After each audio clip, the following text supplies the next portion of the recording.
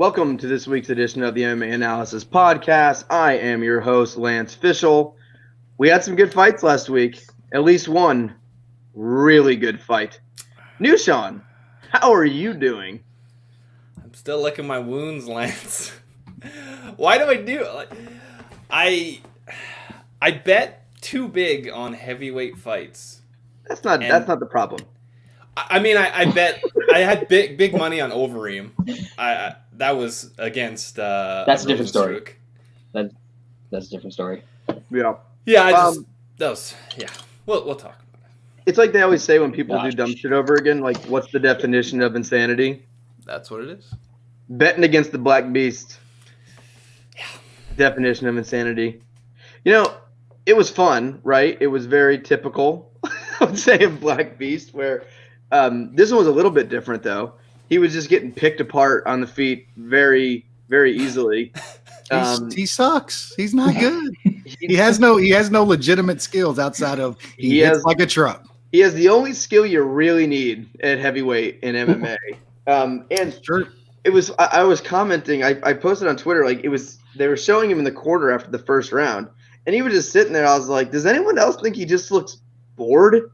Like, he would just sit there. He wasn't paying attention to his coaches. He was just sitting there like he wasn't hurt, he wasn't knows tired, what he's got to do. He Yeah. knows what he's got to do, and if it happens, it'll happen. That's what. There's no strategy. There's no strategy. The strategy is don't get taken down and time a fucking shot. That's it. That is it. You got to give it to the man. He is out techniqued in every single fight, and he finds a way. Look at who let's add Curtis Blades to the list, right? I know the Ngannou thing, that doesn't really count, but let's look at this guy's forever throw that out.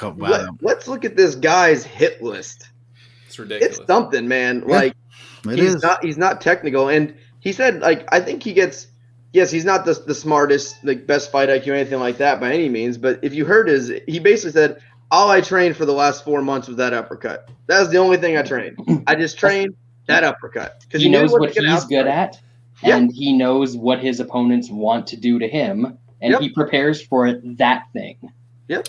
He's like a shitty Deontay Wilder. That's what he is. Are we seriously like believing that shit though? Come on, man. I believe everything, Derek. No, that guy he trains and I don't. Yeah, he trained that uppercut. That's what we're saying. Come on. I mean, I'm sure he trains that. What I'm saying, he trains that uppercut for every fight. Like, he knows what dudes are going to do. Well, I don't believe, obviously, that's the only thing he trained. But I will say, I think a huge part of his game plan was to land the uppercut or a knee as he's coming in. And Blades, the funny thing is, like, everyone in the first round, shoot, wrestle. And then he won it so easily. He's dominating the first round, and you're just scared of that beast power. And then, he finally goes into wrestle, and that was up there. That's one of the most violent finishes I've ever seen. Like, the uppercut, he like pushed his dead body over and then landed. I love the pushing dead body over when that part happens. Like, get off me. Like, pushed him with the uppercut. And then those 2 shots he landed, they weren't glancing blows. He got hit with 3 fight-ending unconscious punches. And then, did you see what he said when he was out? Yeah, like, it's Herb's fault. It's Herb's fault. It is, dude. Surprise. Absolutely fucking sucks. How are you not, in any fight where you have heavyweights, not just heavyweights where at any moment something can happen, how is Herb not 2 inches? Like, it's not like these are big, fat, like, fast guys. Herb should have been where any one shot, Herb should have been able to stop that second and third punch. But Herb, I think he did something else earlier in the card. He fucked up somewhere or something. But that dude is such a trash can. Like, continues to get main event fucking jobs too, all day. Yep. And I love the Black Beast afterward. Who do you want to fight? Overeem. Yeah. When he gets cleared of concussion. John Jones. Dude gives no fucks. He knows he's not going to get a title shot. I mean, you got John Jones. You got fucking... Yeah, he knows what... I mean, get a payday. Fight somebody who can scramble his brains. Yeah. And I don't know who he'll fight next. I really don't. It could... I think it probably ends up being the winner of this fight, the main event on Saturday. with Rozenstruik versus Black Wild Beast. fight. That sounds like something I'd be into. Funny enough, That sounds like Black Beast Nagano 2. that Nobody's sounds gonna do like, anything. well, you know what that sounds like to me? Black Beast the wrestler. I think he just takes him down. It's time. That's like another thing like about Lewis though. The violent finishes are awesome and don't get me wrong, it's great. Like if guys don't even like pursue him and shit though, he just sits there like a fat sack of shit. The guy does nothing. He doesn't engage. He doesn't do shit. How to set anything up at all. He doesn't need to. He's not good. He is not good, man. Nope. Like I am you tired get of fucking chasing doing people. it. Gets I you get tired. it though. The guy knocks motherfuckers out. Props, man. He's fucking awesome. Like I'm not saying Black Beast isn't awesome, but like I know Lance goes on and shit, and it's a little bit of fucking around. I get it, but that guy's not like some skilled dude, man. Even at heavyweight. What does anyone think he is? There's some people out there that think he's like a great heavyweight and shit because of his resume. He is a great heavyweight. That's undeniable at this point. It is undeniable. Great. He just based on out, his he record. just deaded the #2 heavyweight in the world. I get it. He's I do. Everyone else. I get it, man. How is he not great? I cannot get out of my.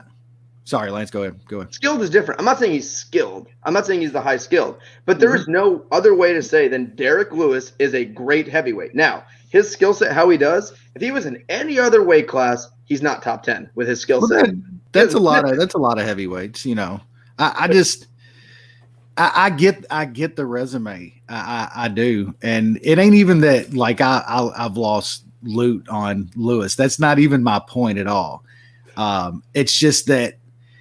I don't know, man. It's hard to watch a lot to where this guy's literally getting his shit fucked up in every which way you can imagine. Every fight, it's either he's on his back like a turtle getting smashed up. He's on his feet.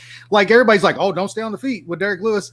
Blade stood on the feet for 5 minutes and literally fucked him up. It wasn't even close. So did Volkov for fucking 14 minutes everybody. and 50 seconds. It doesn't I get it. matter. I know, man. His results are great. Yep. Derek Lewis is a result-oriented fighter, Results-based not a process-oriented fighter. Props. That being said, he could easily lose 3 in a row. He could, but you know what? He finds a way. There's something to that. The guy's a winner. He finds a way to win. And, you know, the Volkov fight, all these fights where he had no chance, like absolutely no chance, but he finds a way to win. And that first round couldn't have went worse for Derek Lewis, other than stopping takedowns, right? Easily outstruck. Like you go into that fight, and the only way Derek Lewis wins is it stays in the feet and he lands a bomb. You watch that first round, he gets outstruck so easily. I felt just as confident after the first round as I did going into the fight. Because I knew none of that matters. Nothing matters until the fight. Any idea what the odds were after round 1? I would assume exactly the same. No, I don't think so.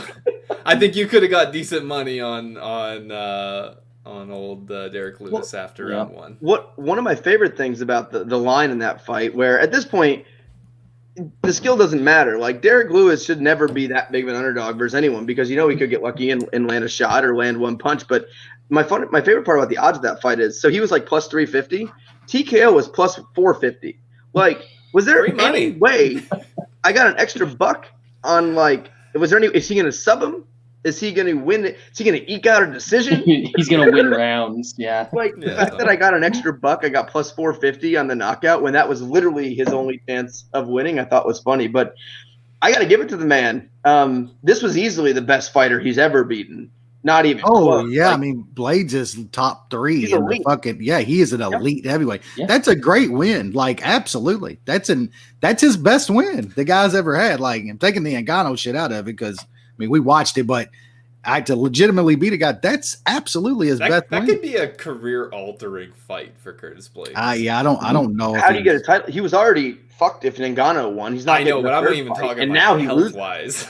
Yeah, he was hurt.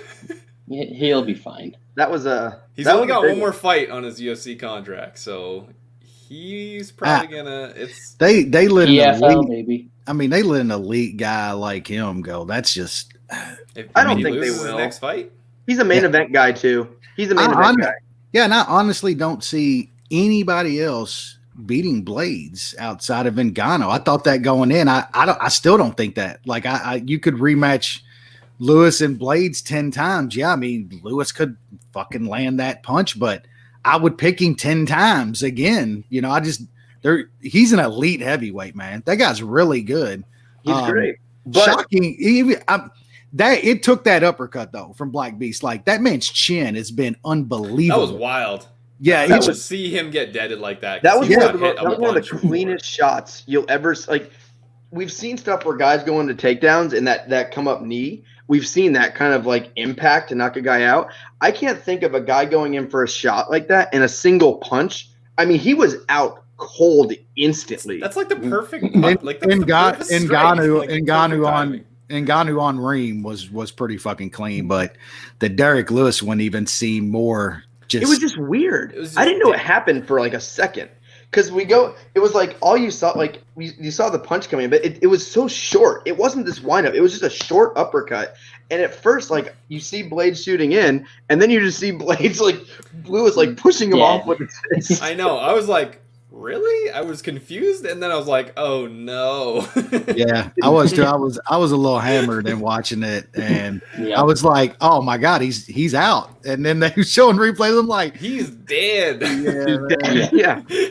And they asked Derek Lewis about like, hey, like about those, like Derek Lewis is gonna give a shit about some extra punches. They're like, hey, what about those extra punches? He goes, well, he could have been like the Undertaker and stood up. I don't know. Yeah, I will give that guy. He is one of the best quotes in all MMA. Like he's an awesome dude. He's an awesome dude. Speaking of the Undertaker, Trisha texted me the other day. She goes, "You didn't tell me the Undertaker's son works with you." So I don't know if I told you guys that the Undertaker's son actually works at my company. Yeah. When he started, I was the like, Undertaker's crazy brother is a mayor in one of y'all cities down there. I think he's in Minnesota, I believe. No, it's Tennessee, ain't it? Is it here? Yeah, he lives. He's a mayor of a city in Tennessee. Yeah, he probably stormed the Capitol. Oh, he's MAGA to the core. Yeah, dude. Yeah. I missed a bunch of comments in here. Have you guys read through them? He's the mayor of Knox County, Tennessee, Lance. You know where that is? Knox County. Is that Knoxville? I don't know. Knox County. Oh, we got Derek likes your haircut, Brad. There's a guy from Tennessee on this card, I believe. Lance has got a Hyper Blue, our good friend. He asked me how many hours of tape study to bet on Derek Lewis. It's a lot of hard work. Hard work pays off. Oh, you know that dude we were making fun of last week? Lucrative MMA. Lucrative.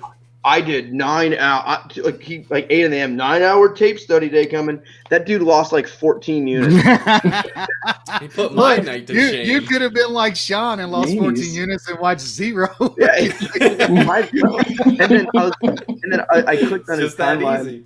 I clicked on his timeline and I was reading through it, and he was like everything was a bad beat kind of thing. Like I forget exactly. Yeah. He's one of those dudes, huh? Like the loss on Blades was just a bad beat, bro. It's a bad beat. What did he call bad beats? He called a bad beat on Imanov.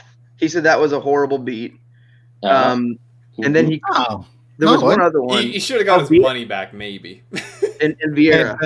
At best, yeah. Vieira, really interesting. Yeah.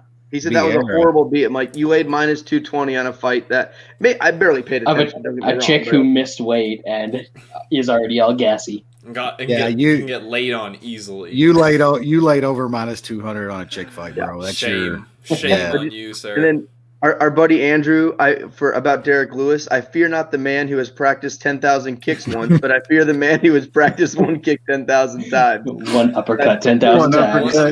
Lewis followed that quote and trained the uppercut to victory. Love that is great. Oh man. Yep. So then our buddy George, after last weekend, I'm done losing money on MMA. I'm going to start losing money on crypto. Gotta find those crypto touts. Hey, yesterday was a fun day in the markets. I'll tell you that much. Don't watch your portfolios. I know that our listeners don't have portfolios. But don't watch your portfolios every day, kids. Market It's was not up healthy. huge. Market was up huge today. Why did Bitcoin crash? Or some shit? Everything was up Everything. today, except our former co-host gave out something he really liked yesterday, and I think it went down like 20% today. Ooh. Was it Ben? I'm just saying. I'm just saying. Hey, the only man that could kill like the crypto rocket ship that's been on Bitcoin for the past month is fucking Ben. That is the only dude. Old Ben. I think it's happened like 4 or 5. If you guys don't know, Ben the Better, best follow on Twitter. Yeah. Incredible. And I think I want to say in the last month, 4 or 5, he bets a lot of player props. And I want to say 4 or 5 times in the last month, he's bet the under on a player prop, and the guy's gone for a career high. Like guys who've been in the league for like 10 years have never. Murray. Murray, no, he went for a 50 piece. 50. No, Murray went for a 50 piece. Yeah. Ben had like under 18. The guy for Orlando, Vucevic. Yeah. He like has something out for that guy, and eventually one night he put up like 45 and did his career high, and then finally quit fucking. The best one is he did the Kyle Oubre under. Oh, he went for his career high. He went for 40. He had like 20 points in the first quarter. Yeah, it was 14 and a half, I think, for the game, and the dude hit like 6 threes in the first quarter. Yeah, he's playing with fire again tonight. He's like last night he went to KCP on LA with Anthony Davis out, Schroeder out. Oh, now he's doing Booker after the All-Star thing. Yeah. All-Star snub and Ben's on him. Y'all better fire on Booker. He's gonna score like 80. Oh God! All right, let's move on now to the card. Decent. I enjoyed this card for the most part, and even one of the chick fights ended early. So that's good. We started off heavyweight division.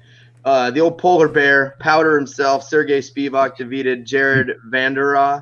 That dude, real bad. I don't know if there's a heavyweight that guy can beat. Derek Lewis. I mean, at least around on a given night. We talked about him last week. His best win was 46-year-old Tony Lopez. Like, what are you doing? That's tremendous. That dude's horrible. I mean, Spivak he's not great, but man, heavyweights, this is the state of heavyweights. Like Spivak is maybe approaching top 10, top 15, like right around there. He's fine. At least he's got like cardio and stuff. Yeah. I love when they talk about like as soon as they start, I don't know if it was Anik or who it was, but as soon as they started this, when they're talking about Vanderaa and he wants blah, blah, blah, and they go, they couldn't have given him a harder matchup. And unranked Sergey Spivak. Like, okay, fucking Gane. Oh, God. That would have been a harder matchup. The hyperbole that they're spitting out these days is pretty rough. Well, I'm so over just DC, and like I actually enjoy the announcers this week for the most part. Like I like Bisbing and those guys. But yeah, I can't do DC anymore. It's too much. Yep. All right, next up we had a catchweight fight. Alamin Zahabi knocked out Drago Rodriguez first round, clean knockout. Who cares? Still bad. There's a spectrum when it comes to uppercuts. We talked about the best possible uppercut outcome, which was Derek Lewis. Draco Rodriguez was the worst possible uppercut outcome. Oh, that Throws counter. like the most telegraphed uppercut from 12 feet away and just gets smoked. Yeah. He looked like his body imploded on that. Those Contender Series guys, not usually Not good. give it like I've already seen all the hits on people's little YouTubes and podcasts.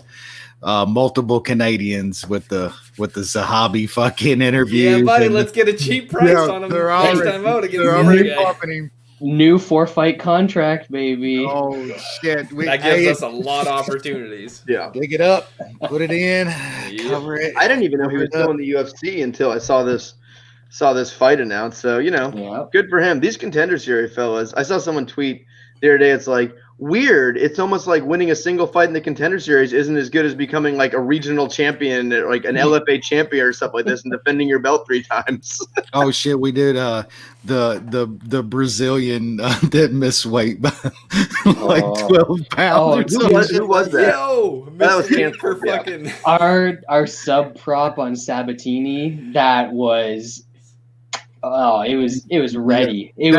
It was sitting in the oven. It was slow cooking. It was gonna have back-to-back hyped up, juiced up Brazilians just absolutely gas out, wasn't we? That dude was literally gonna gas the fuck out, man.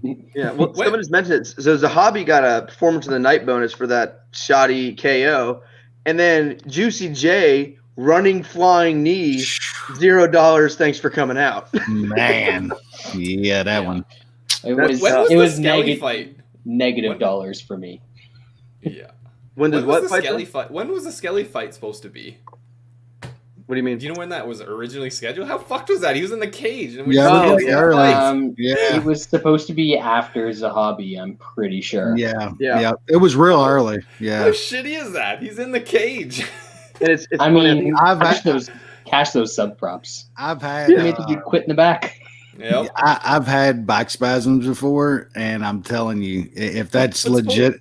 That's legitimately what never had them before, because like back spasms, I feel like is like a recurring thing with most people. But that's weird. A fresh one is a weird one, especially when you're like, if you've never had any kind of back problems or anything like that. I don't know what would cause that. Like I got back problems, so I have them every now and then, but they'll legitimately lay you on the ground, like your legs won't work. You know what I'm saying? But he's a young dude with, I guess, no back problems. That was weird as hell. I think they would get video of this shit. No, I don't know if we've ever be like, hey, what's up, Sam? He's laying on the fucking ground.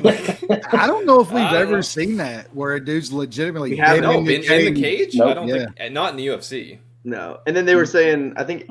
Like Skelly said it, and people on Twitter were like, he should get his win bonus. He should get his win bonus. All I'm thinking is like, that motherfucker's not getting his show bonus.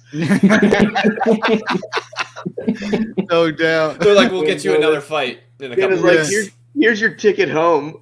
Look, you're welcome. I give you a drink coupon. Even Skelly was like, I want to get back in there, but not too soon, because he's like, even though I'm eating right and everything, now like kill myself to make that weight. I can't do it again in a couple weeks. And then like Bisping's and everything, he's like, oh, okay, well, hopefully we can get you back in there in a couple weeks. Like, come on, Bisping, the dude just said, man. Bisping's the best though. He's great in there. Yeah. We had this Casey O'Neill beat Shayna Dobson. I ended up sprinkling a little bit on O'Neal. She got down to like minus 110 or some shit like that. Seriously? That was easy work. I mean, we said that it felt like you should bet her at minus 150, but we couldn't do it. I mean, she's not the king.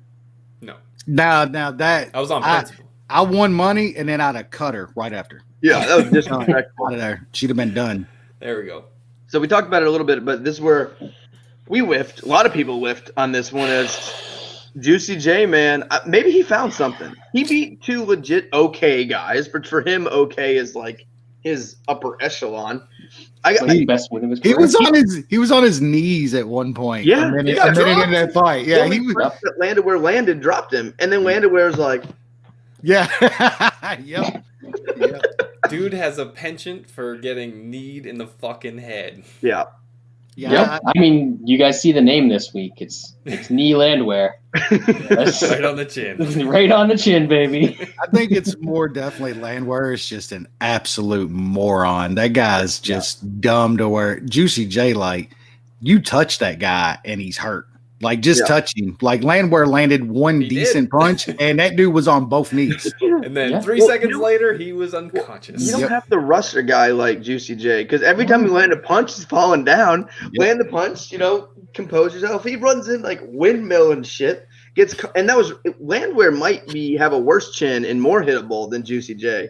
Before the knee, Landwehr had been hit like 76 times. A bunch of just like uppercuts in the clinch there. Oh, and like, when I was breaking down that fight, like pretty far down the list was Juicy J storms him, beats the shit out of him, gets dropped, and then lands a flying knee. That was pretty far down the list.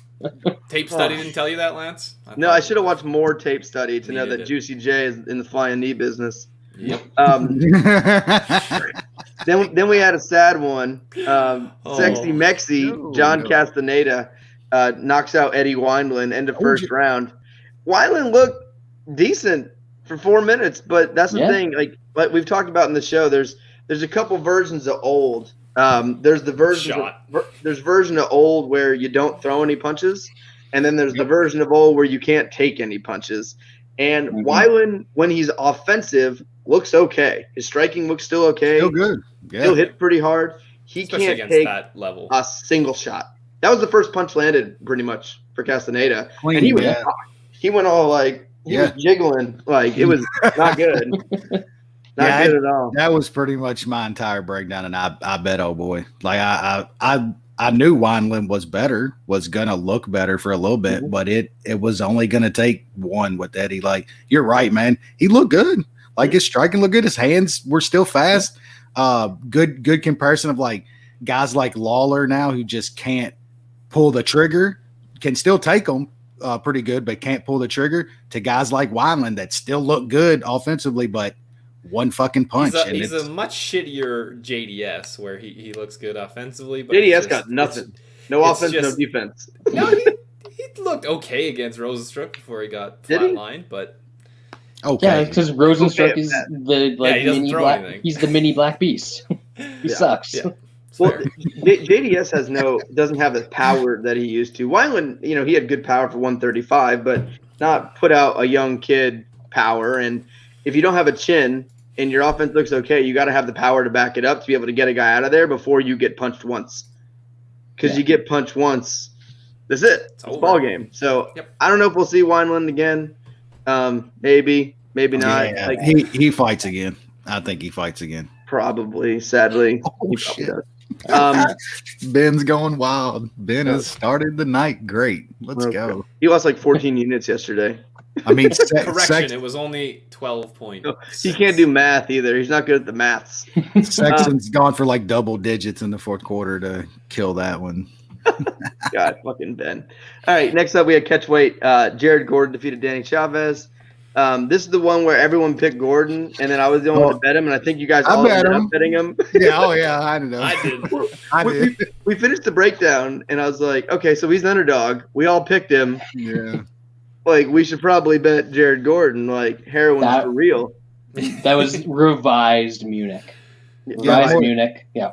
The more that fight went on, the more I was like, how did I not have like more on this? Like the Chavez is fucking terrible, dude. He is so bad. He's bad. So bad. He's real bad. Jared Gordon isn't flashy. He's not great at anything, but this is a guy who's gonna survive. He's gonna do what he needs to, and he's decent at all aspects of MMA where he's gonna beat these middle of the road guys. He's never gonna be a guy that's gonna beat anyone in the top 10. We saw him made Do Bronx look like Floyd Mayweather. He is Floyd Mayweather. But he's gonna win. He's gonna beat guys he's supposed to. I think is gonna be Jared Gordon's career, and he's a guy's probably gonna stick around for a long time and keep doing this kind of thing. Yeah, Lance, you're right. He's not flashy. He's flash. Booker's already got 16. It's 2 minutes into the second quarter. What was the over under? 24, I think. Yeah. That guy's a fucking wizard, man. It's impossible. He's going for 50 tonight. Watch. I think he's down 100 units this year, literally. And he only bets like one unit a bet. Yeah, it's probably. There was a month there for a while to where he was down over 100 units for the month. Like, it was insane. He'll have one good day where he'll win like 1.2. Where the haters at now? Bookies better hide. Now 100 units. He'll literally tweet it like an actual like Pelosa and shit, who's an actual professional that does this shit. He'll tweet a betting competition with Rosa. So, since he tweeted who wants to do me, he had 2 good days, okay days, and he was like, "Who wants to do a betting competition?" Blah blah blah. Yep. Talks about that He's shit. lost like 25 units. I think he lost 24 units in 2 days. Last night, only have 4 units in his run. Yeah, like last night it was like 13, and I was like, I wonder if Ben's gonna at me tonight with this minus 13 unit loss. He's not a real human. All right, heavyweight division. Tom Aspinall defeated Andre Arlovski, sub round 2. I fucking added Aspinall TKO late. Didn't see this one as a possible option, but it serves me right. I usually don't do TKO or sub. I almost always go inside the distance, but it was a decent difference between the two, and I was like, no way he's shooting a takedown. And that you had that flurry in the first round, like, which I think everyone thought it was about to be over, and could have been. No. Kid's decent. That was the first time that Arlovsky had ever been submitted, I believe. Second. Because I had second? Yeah. Okay. Barnett got him. Arlovsky never gets subbed. Aspinall never had a sub, so I had TKO and sub. Yeah, I mean, I guess Aspinall's okay. His defense is just a bit rough. Yeah, but he's a non-fat heavyweight with fast hands and a chin. Do you really need that much more? He's got some skills. We gotta see him against a little better competition, but I mean, in the heavyweight division, dude, like you said, it doesn't take much. Look at the guy in the main event. Like, it literally does not take much. Derek Lewis is ranked number 2 in the world. That's right. There you go. Tom Aspinall. Yeah. Let's go. So, all right. Phil Hawes, I'm an off majority decision here. Yeah, I took Hawgs down a couple pegs here. Honestly, like, I'm an off. I do not rank very well. He finishes this fight as he has half a brain. I think he gets Hawgs out of here. He gassed pretty quick. But the thing to me is his striking just looked horrible. Like, he looked really bad. He looked slower, like wide punches. And I don't know, man. I don't know who he's going to fight next, but if it's anyone with a pulse, I might be having to look at fading old Hawgs here. And I think I might have scored that one a draw. It was close. It was a draw. Yeah. I gave that third a 10-8. That was one-sided. He got hurt several times, did nothing in that round. Yeah. I scored that a draw. I'm happy it wasn't. I had odds, so. Yeah, with consensus, baby. I had a one in on old Hawg. Well, back to Hawes. He's absolutely down multiple pegs for me after that fight, and I was hyping him up. Like, I thought that this was the run. He was about, everything was falling into place for him. That's bad. That third round, like, that dude's not great. That dude is funny. Hit that much is great. The chin's questionable now. It's absolutely questionable. Just watching more than the cardio, I think. Yeah, he looked decent. He didn't start looking like tired and out of it until he got hit and got hurt. Yeah. Like, he was putting a pace on him, was grinding on him, which is usually gonna wear you down a little bit. No, man, anybody that's got a little bit of power and is just better striker than that guy can get Hawes off of him for a couple seconds. It's bad, man. That chin is absolutely a question mark. And yeah, I mean, it depends on the guy, but I'm like Lance. I might be looking to fade a dude that I was pumping up last week. It's crazy. Well, I think maybe they'll give him the insulin kid next, and we'll be okay. I will be fine. Yeah, that's gonna be bad. And Imanov isn't this big power puncher. He's more of a guy that's throwing straight punches, and he's not trying to take your head off. And it wasn't like this giant thing where it was not like a giant shot. And he was rocked, and then he got rocked, and then he got rocked. And wrestling held out, and we got a decision. I mean, it happened in the second round too. He got rocked, but he was still able to get control and push him back up against the cage. In the third round, no sir. And that probably was a draw, man. Like that should have been. I don't score like tons of 10-8s as everybody knows, but that was a 10-8. You could have made an argument for 29-27 Imanov. Oh yeah.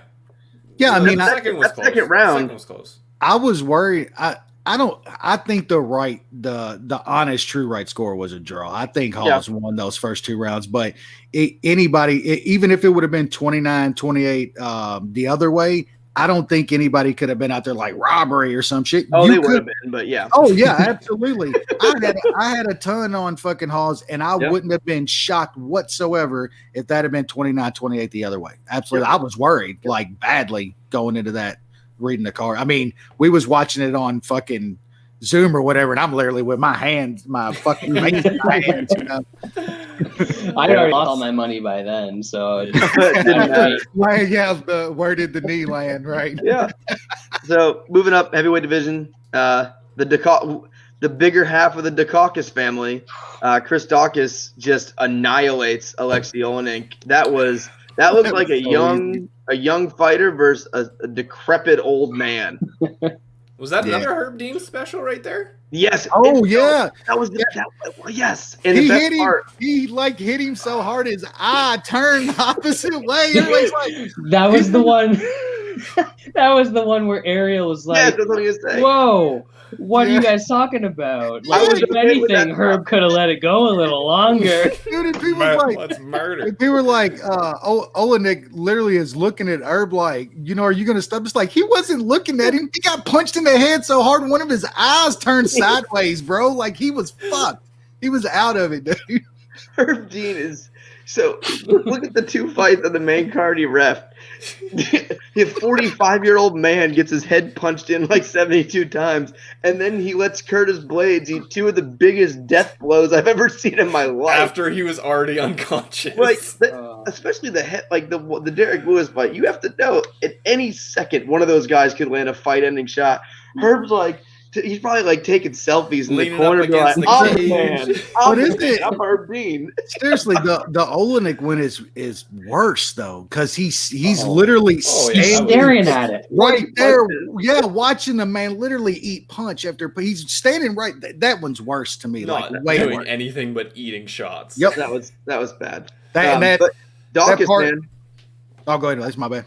Dawkins, not bad. Yeah. Nice. He's another one. Like, he's not some like swelt up fucking heavyweight that's gonna gas the fuck out and shit. I mean, the dude looks like he used to weigh like 500 pounds because he's got fucking skin. It's wild to watch him Wes, fight. if we've been watching long enough, we call that the Rico. Yeah, Right? yeah. But he's a black belt too, so he's got that jiu-jitsu background on top of it. His hands have almost looked better every fight. I know he's fighting Olenek, so that doesn't really count.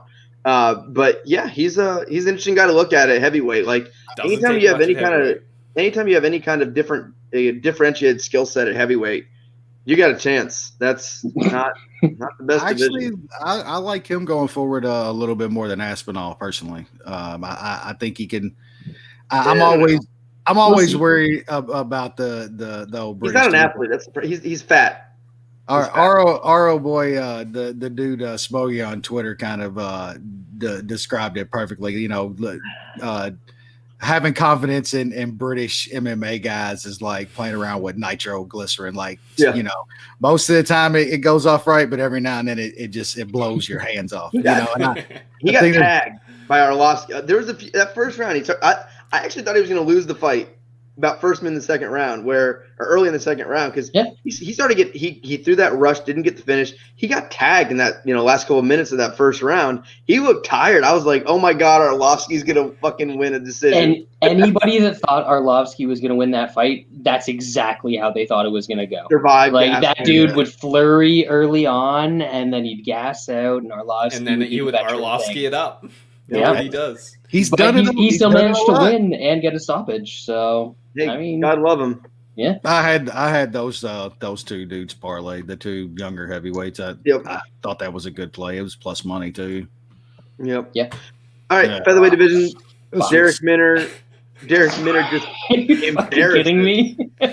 Carlos, like what the fuck? I gotta say, like Minner before he got into the UFC, didn't look good. He looked like a fish that they just threw in there to fight. What's his name? That Laramie. But man, like Laramie, who knows, right? Who knows that guy's any good? Rosa's like a decently established UFC fighter that's pretty good on the ground. That was domination, and the way he maintained top control and his wrestling looked okay. Like, I don't know, this guy looks like he seems like he's improving, and maybe he just hit his prime. And that grappling is A+. I give all of the credit for this to James Krause, because there were a couple times in that fight. If you've watched Minner before on the regional circuit, there were a couple times where he grabbed the front headlock, and back in the day, he's jumping for that guillotine every single fucking time, losing top position and then losing a fight. And this time he just used it to like sprawl out, get his hips back, get back on top. And I feel like Krause has been in there in the gym with him with a whip. And every time he goes for a guillotine, he just fucking he gets 10 lashes or something. He's no joke though. This is a guy that can beat some people, and I don't know. I think this guy can win some fights. It's hard though too. Bad wrestling from Rosa. To be able to, even though like Rosa's wrestling sucks and he gets taken down, to be on top of Rosa for most of that fight and not lose position, not get close to being caught in anything, that's impressive. And Brad's right. Like I think we talked about last week, Krause is becoming a really good coach, and mainly because he's still sort of active. His strategy, just the in cage fight IQ that he's giving these guys. Brad's completely right. Like Menor he would jump for those fucking subs and shit and just lose position. You didn't see that one time in that fight. Krause deserves a lot of credit. He's actually got a pretty good gym going now. He's got some decent guys coming up. For sure. Tim Elliott coming up, even money, by the way, against like Jordan Espinoza or something. That's not a real. You made that name up. And then we'll go real quick so we can get into the this week's card. This one kind of went a little long for the recaps, but fun card. We had Yana Kunitskaya defeating Ketlin Vieira. Decision 20-28 across the board. I didn't watch carefully, as you could imagine. A lot of fights under my belt at that point. Kind of saw it as a bit of a break. But I watched it in the background. I was watching a TV. I watched some TV at the same time. What I could tell, we had the one lady. Let's only score the third round. We had the one lady on top for about 4 minutes and 15 seconds, maybe 4 minutes 30 seconds. On her back for a bunch of it. Had her back. Good transitions. Definitely stalling, but on top, had her back 4 minutes 30 seconds, and then the Thiago Santos girl made blood come out of her face, so they gave her the fight. Okay. That's what happened. Yeah, Brad, I think was watching it really more than a little closer than I was. I added some of Mrs. Santos, because I was drunk. She was like plus 250. I thought it lost. Every time I looked up, she was on her back. Every single time I looked up. Yeah, this is one of those ones where MMA though. The stat nerds are like, oh, she outlanded her 17,000 to 3, and oh my God, strikes are everything. She had a girl on her back, and she was going like this. Those are big shots. 4 minutes. I don't give a shit if you landed 60 strikes when they're those things when somebody's on your back. Like if we're not going to make, did only land 7 though in the whole. I don't care though. I don't, because the strikes mean nothing. They did nothing. Yeah, that's why the strikes late for you kind of Kunitskaya but they didn't worth hurt something because her. she actually did fucking damage. She did like visual damage. I get that, and if that's the reasoning they want to use for scoring it for her, fine. But she didn't hurt her. But in reality, though, who cares? Who cares? Yes, It doesn't matter. And I'm not completely against it because when I started watching a little bit more in the third round, and she wasn't even really going for chokes when she had her back. She wasn't even going for strikes. She was legit. I'm just gonna hold her like this. They'll never stand me up, and I'm just gonna wait till the round ends, and I'm gonna win 29-28, and I missed weight in a co-main event. So I was kind of happy they scored it wrong. That's fine. I mean, I think the better one to score that way would be if Hawgs lost the decision. Because at least that guy hurt him in multiple rounds. Badly. Yeah. Like, Vieira never got hurt and somehow lost more rounds with more control than Hawgs had. True. True. But at least be consistent. Well, I think it does show, though, MMA is trying to change how they score some things, and we haven't seen it They're scoring it worse. Yeah, but when you have just control, does that score? If you're just sitting there. Now, normally, if it's in guard, it's a little bit different. Now, this one was different because she wasn't sitting in guard. She was passing and getting her back, and that's where I think I have a little bit of issues if I cared. But I didn't even know these two were in the UFC. So let's move on. Derek Lewis, beast. We talked about that. I know. Just wanted to say it again. Fucking. Are you guys gonna bet on against Derek Lewis next fight? Yeah, I know Wes is pot committed at this point. It's gonna keep getting worse. Who would he have to fight for you to bet on Derek Lewis next? I mean, there's certain. I bet Alexei Olenek again. I bet him against Olenek. I made money on Derek Lewis against Olenek. Like, I'm not opposed to betting on Derek Lewis, but it's got to bring it guys I think he's worse or better than, and there's not many in the. I would bet him again. No, man. I'd probably take him against Rozenstruik. I would take Rozenstruik in that one. I would take goes to decision. There's no way that would go to decision. Beast would get on top of him, and you'd see that ground and pound, that famous Derek Lewis ground and pound. Yeah, we haven't seen that that's for a some little Texas while. Wrestling there. Yeah. He kept saying he was an All-American wrestler. Hey, he looked like it. He did. He stalled those takedowns. He stopped those takedowns pretty damn easily. All right, let's now move on to next week's card. Decent card. I don't know how much I'm going to catch of this. Me and Helene are actually going to this cabin in Georgia for a couple days. So maybe. Cabin? I don't know if it's like made of like a logs. I think we just call everything a cabin if it's in kind of the woods. I think it's America. one of those race theory camps. One of those. It's a conversion camp. Yeah. Gotta make sure the boy's right, huh? Fair enough. But I'll watch it eventually. If I don't watch it on Saturday, it's me and Helene, and then her friend and her husband are going up there to the four of us. So we'll see. If not, I'll watch it Sunday to catch up before we do next week's show. But decent card, some good fights. Starting light heavyweight division. Dustin Jacoby versus Maxime Grishin. Yushan. I've never thought much of Grishin. I guess in hindsight, the Tibura loss isn't that bad, but he looked horrible in that fight. And then he beat a guy that literally just showed up for a paycheck. Antigulov is... You talked about... I forget which guy was the worst heavyweight in the UFC, Vanderha or whatever. Antigulov is up there for that as well. Like, he is fucking terrible. Jacoby's looked good since coming back to the UFC. He throws a good amount of volume. He's got good power. I like him in this fight. Grishin's just so low volume. He just doesn't throw. I think the volume will be enough, and I'll be putting him in a parlay. Wes? Yeah, I don't have much to add here. I think this is a really, really good matchup for Jacoby in this fight, and I think this line is actually kind of short. Grishin he doesn't do enough, man. And this is gonna be on the feet. It's gonna be a kickboxing match. Jacoby's a legitimate kickboxer.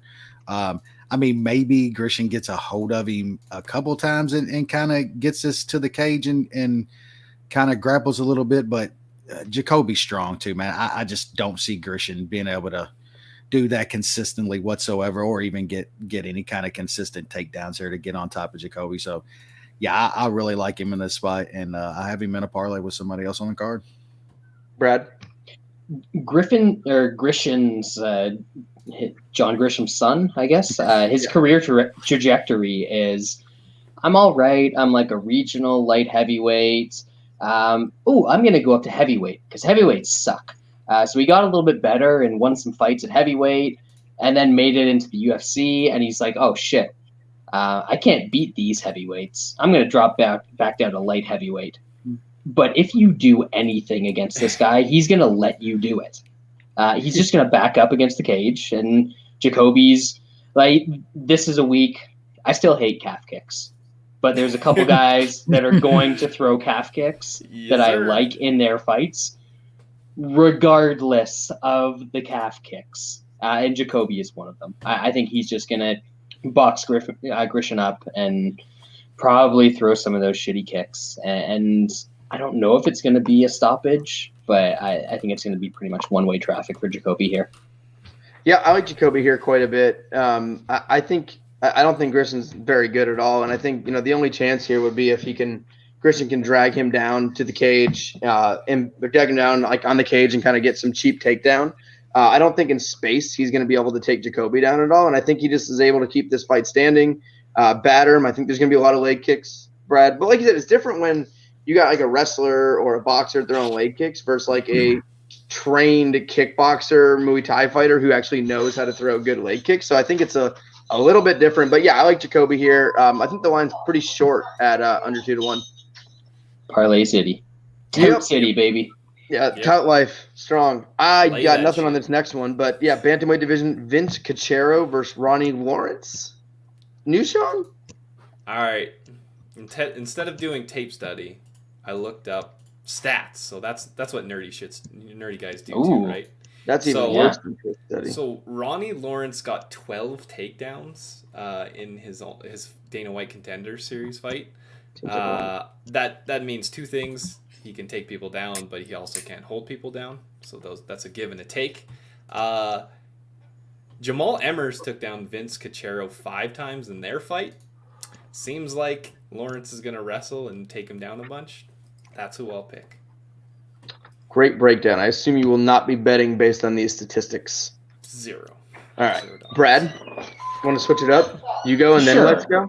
Sure, why not? Keep on our toes. Lawrence was like a big underdog in his Contender Series fight, and I actually had a little bit of money on him, but I think he's kind of being overvalued here.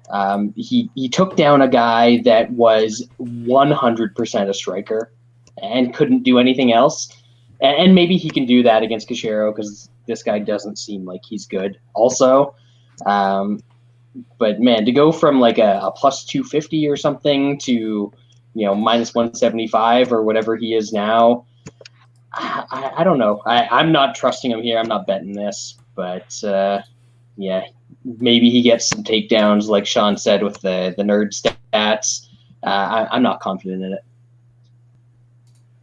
Wes? I would rather let Jeremy break down this fight in the chat. I got nothing here. Seriously, I don't know. Nothing? Who are these people? I haven't looked at this much. The one dude's probably the rightful They all favorite. want to fight, Lance. Yeah, he's probably the rightful Hanging on the favorite, door. but He shouldn't be minus 170 to probably anybody. So pass. Who knows, though? Who knows if these are real fellas? And I didn't recognize Cachero, but I remember I've seen his Sherdog pick.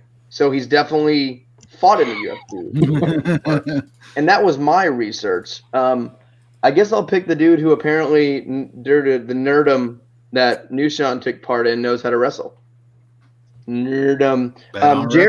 Jerry's in the podcast. Jerry's Hello, Jerry. alive, baby. Yes, he froze to death in the Austin blizzard, but he came out on top. He was texting me through this.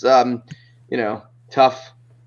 Did you hear? It was like 80 a couple of days later. Did you hear Derek Lewis said Same here. It about was like 75 after we got like 10 inches of ice and snow. We got up to like 60 something here like a few days later after getting like 8-9 inches. It's fucking nuts. Derek Lewis said it got 8-9 because inches. his hot balls were in Yeah. Vegas, not in Houston. Yeah, Derek Lewis' balls was hot, so it's 70. Yeah. That man is a fucking hero. He's a treasure. He really is. Yeah. Thinking of treasure. Whoo-hoo!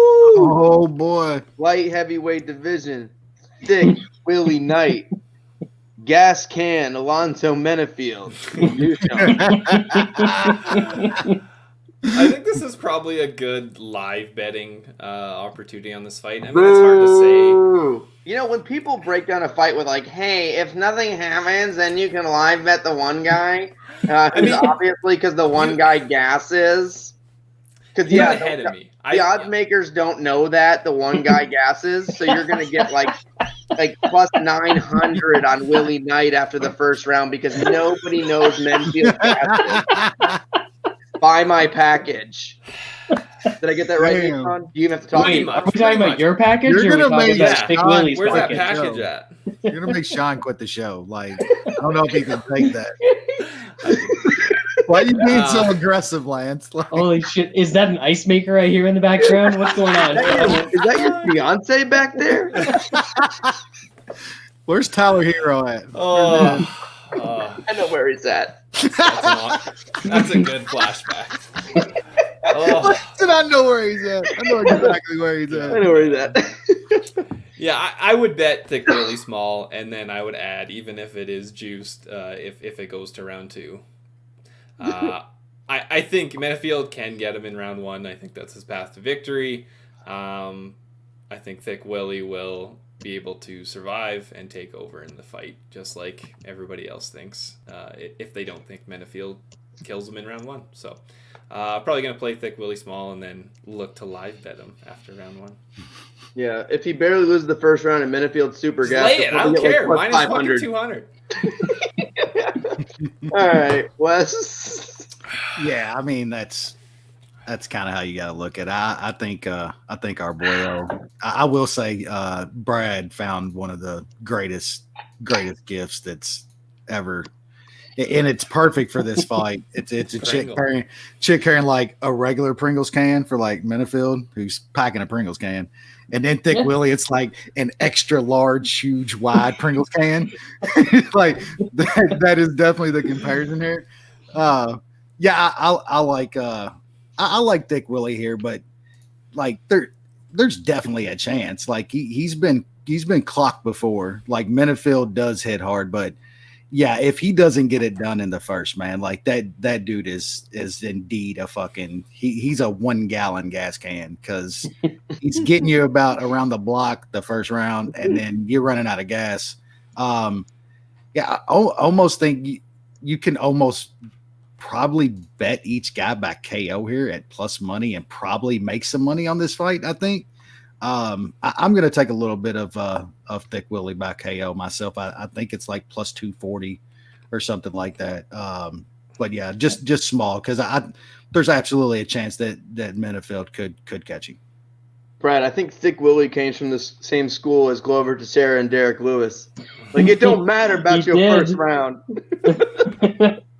Is he training in a garage, or was that an office building or his apartment or something? I didn't even notice anything behind it. Like I was just straight ahead. No, it's like straight ahead and kind of down to the left a little bit. What's he working with, Thiccck Willie? All right, analysis, baby. So many thoughts on this fight. So many thoughts. I mean, first of all, picture. If Thiccck Willie just runs. If he runs in a straight line fast enough, that man's lats are so big that he might take off. They're like fucking wings back there, man. But yes, same thoughts as everyone else. Like, Thiccck Willie's thing is that he can just get in there for that pounding, and it doesn't matter that pounding. It might happen on him for a little bit, but eventually he's going to turn it around. And you're good to go at that point. And Menifield's whole thing is, if he faces somebody that he can't get out of there with like the first thing he lands, he's done. Yeah. He's done for. He doesn't have the gas. And then we got to the point in the OSP fight last time where he didn't even want to throw, because he knew he didn't have the gas. That if he threw, he'd be done. He's at that point now, too, to where he's overthinking shit and not wanting to throw, almost like Andrew Sanchez did a few weeks ago, where the dude not doing what got him there, you know. Scared of gassing. Exactly. Yep. So I like Thiccck Willie here. I mean, you got that jumbo Pringles can against the regular Pringles can, and what are you going to do? I mean, while both big and, you know. Oh, yeah. No offense to Menifield. We're trying to disparage. We're not trying to disparage Alonzo Menifield on this podcast. This is Jeff Bezos versus Elon Musk here. Like, you got a couple 1%ers. Did you check, right? If you haven't yet, go to Big Willie's Tapology page. Did you see it? Yeah. His with like the Muay Thai stuff and everything? Yeah. He's I don't know what it is. He looks like he's an extra in Bloodsport. Oh, yeah. No, he looks like he's an extra in a Brazers video. Looks like. Dallas. On location at the gym. Yeah, Thiccck Willie does the gym. Just the whole gym, the structure. Yeah. The actual physical brick. Dude is banging I-beams and shit, knocking them out. I love this man. As you can tell, we're a Thiccck Willie podcast. Where you get these breakdowns at? Like, who else is putting out these breakdowns? Seriously. No, everyone takes themselves seriously. That's not fun. Never take yourself seriously, even at work. I'm like this on work calls. This is just me. You gotta get used to it. But Thiccck Willie, man, usually guys when you have his, let's say, girth. Yeah. Usually your gas, usually you wouldn't think of you look at Willie, you wouldn't think you just gotta survive the first, man. Just let that cardio take over. But this guy gets hurt early in fights. He finds a way. He's a survival guy. He finds a way to survive. It's kind of like Glover. It's like I've seen a couple of his fights where he's half dead, and you're like, and mouth. Yeah. He's like a low rent, thick Thiccck Willie. He's different, And the guy that he beat on Contender Series, Cody Brundage, that guy is actually good. Mm-hmm. He's a good wrestler. He had back mount on him. Yeah. Was smashing him. Yeah, he mounted it or on top of him one time too, didn't he, in that fight? Yeah. And he's just no, I'm just gonna think about it and use my giant Pringles can to stand up. Yeah, right. And then it's over. Yeah. And I Menifield is not. I think what we're going to see here is I think Thiccck Willie. Menifield has maybe the worst gas tank in the UFC. I think Thiccck Willie is going to push him against the cage. I think he's going to try to work takedowns early. I don't think he's going to risk it and try to get. Menifield is a big, powerful dude. He can put you out with a shot. So I think Thiccck Willie pushes him against the cage. Tires him out a little bit, tries to wrestle a little bit, and I actually think Thiccck Willie can, even when they're fresh, probably out wrestle Menifield. So I think he gets him on the ground. I think we're going to see some ground and pound, and we're gonna finish it out. I don't think he's going to get in trouble in this fight like he normally does. I think he's going to be smart, push him against the cage, and get the win. So early in the card, you knew that was coming. The whole planet knew that was coming. What the fuck did you expect? I mean, I texted Brad in our chat room today, and all I wrote is Thiccck Willie. I like it. Sometimes they're easy. What was Munich last week? Was it Hawes or Landwehr? I couldn't remember which was Munich. It was Landwehr. We'll flip it though. Yeah, we'll flip that. Consensus lost last week. Munich won. So that's 7.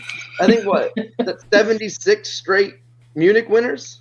I believe so. Yeah. You take out the ones that didn't happen because we've had a bunch that have been canceled lately. Those don't count. The forced ones don't count. Yeah, 76.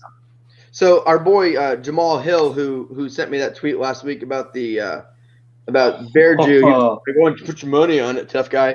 He had this interview with our boy James Lynch, and he was like, "It's gonna be domination. I'm gonna go in there. I'm gonna beat this guy's ass." Blah blah blah. I just quote tweeted the gif of just our Bear Jew friend just walking out with the bat. We're just walking out. So we're getting a small hill, everyone. We're getting a number on that one too. We are getting quite the number. Takedown, sub, ball game. That's too easy. Thick Bear Jew. 9 hours of tape study for that. Man. Thick Bear Jew. All right, let's move on now. Should we move on? Because this fight, holy shit. Women's bantamweight division, Mazo versus Davis. I don't even want to spend more than 8 seconds on this. Anyone got anything? Mazo not horrible, but Who? The Canadian chick is. Davis is thick, here, in this tummy region. You need to start wearing a pantsuit in there. I don't want to see that. Davis is really bad and really old. Mazo's not terrible. I think she wins it. I think she wins this fight. The over 1.5, I think, is minus 700. Yeah, that's about right. I think that's low. I think it's low. Lay it. Davis walks forward and gets punched in the face. Yeah. And Mazo also isn't very good, but at least she's going to be able to be the one punching Davis in the face. So I know it doesn't matter, but have you ever seen a time where you've seen a guy in a 3-fight girl on a 3-fight losing streak fighting someone on a 3-fight winning streak? How does that usually go? They don't want to fight, Lance. I'm sure we have. Hanging on the door. Let me in Fight Island in Apex. I mean, I was on a 6-fight losing streak or some shit like that. Even when Alexis Davis was good by Alexis Davis standards, she was still the most unathletic women's bantamweight of all time. She was never in shape either. She's never showed up to the cage in shape. She's never looked like I trained for this. She's like the female Sam Alvey in that sense. Jesus. All right, let's move on from there.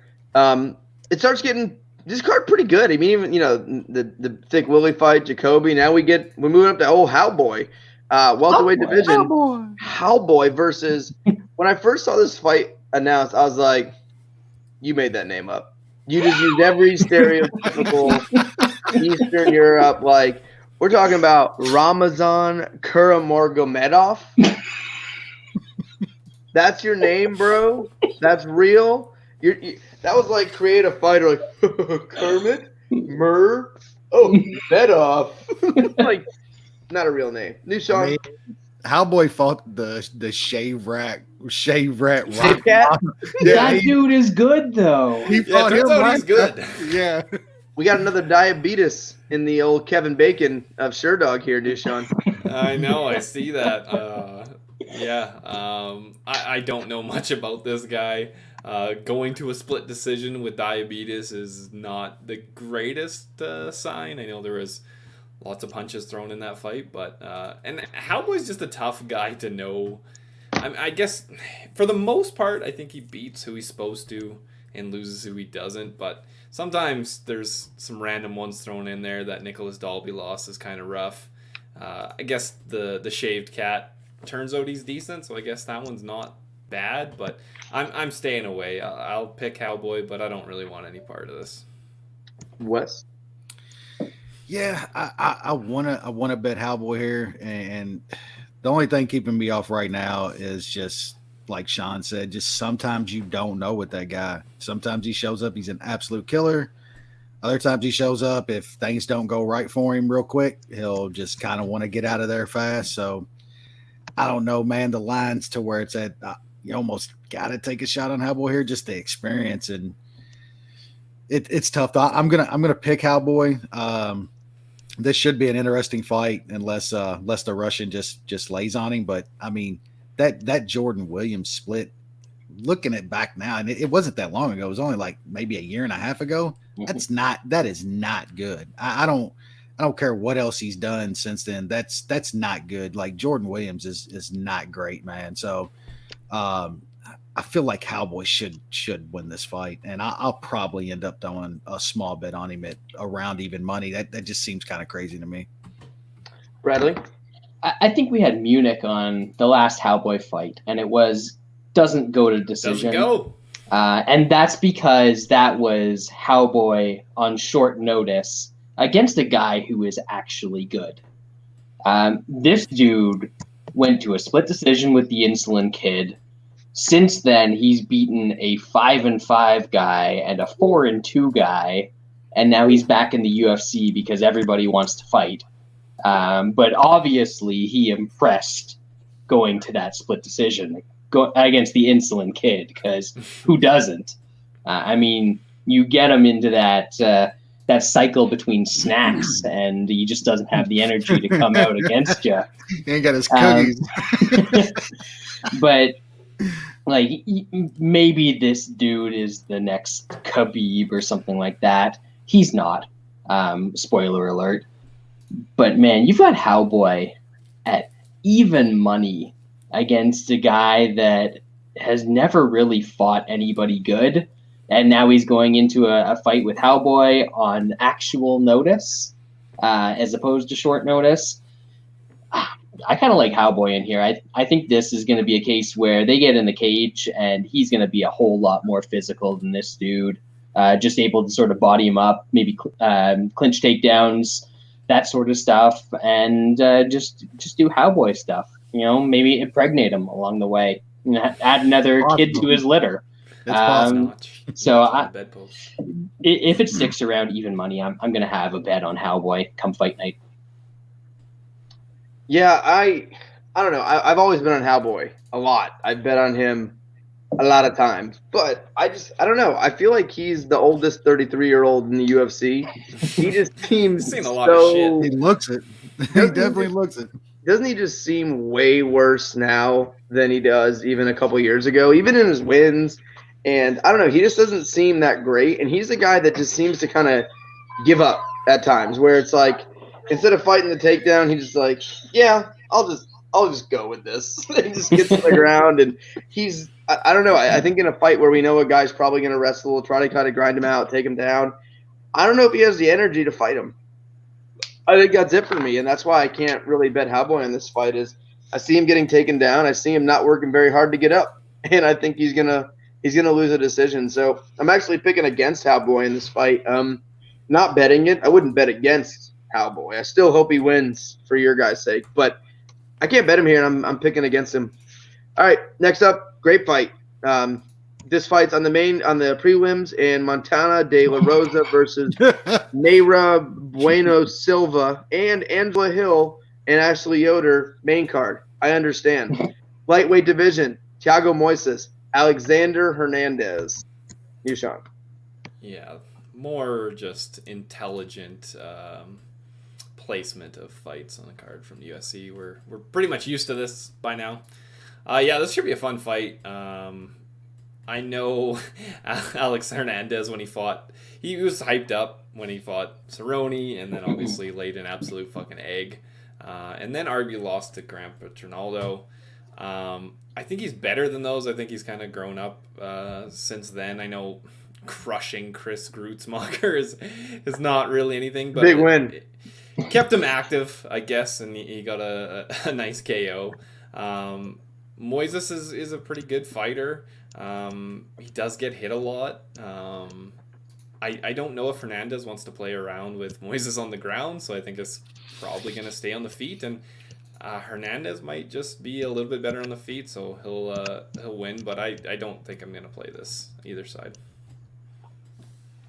Well, yeah, I mean, I think Hernandez is definitely a little better on the feet than Moises, but there's no question what happens if this gets scrambly. Like, Hernandez is liable to get his neck taken. So, yeah, I think this is a close fight, and I could see it going a couple different ways. Hernandez did get pushed and hyped a little too quick, but I mean, let's not pretend that knocking out Chris Grutzmacher is like putting him back on the map or something. Yeah, big win. He did what he was supposed to do in that fight, active. And he looked good. But like you said, he arguably lost to Grandpa Trinaldo.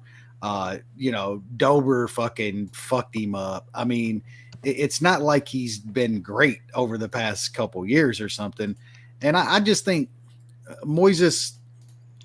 I don't think Moises is going to get knocked out by Alexander Hernandez, and this could be a close 15-minute fight. If it hits the mat, I absolutely favor Moises there. Man, plus money, like plus 165, it's more of a price to me here. I'm going to take a small shot on Moises.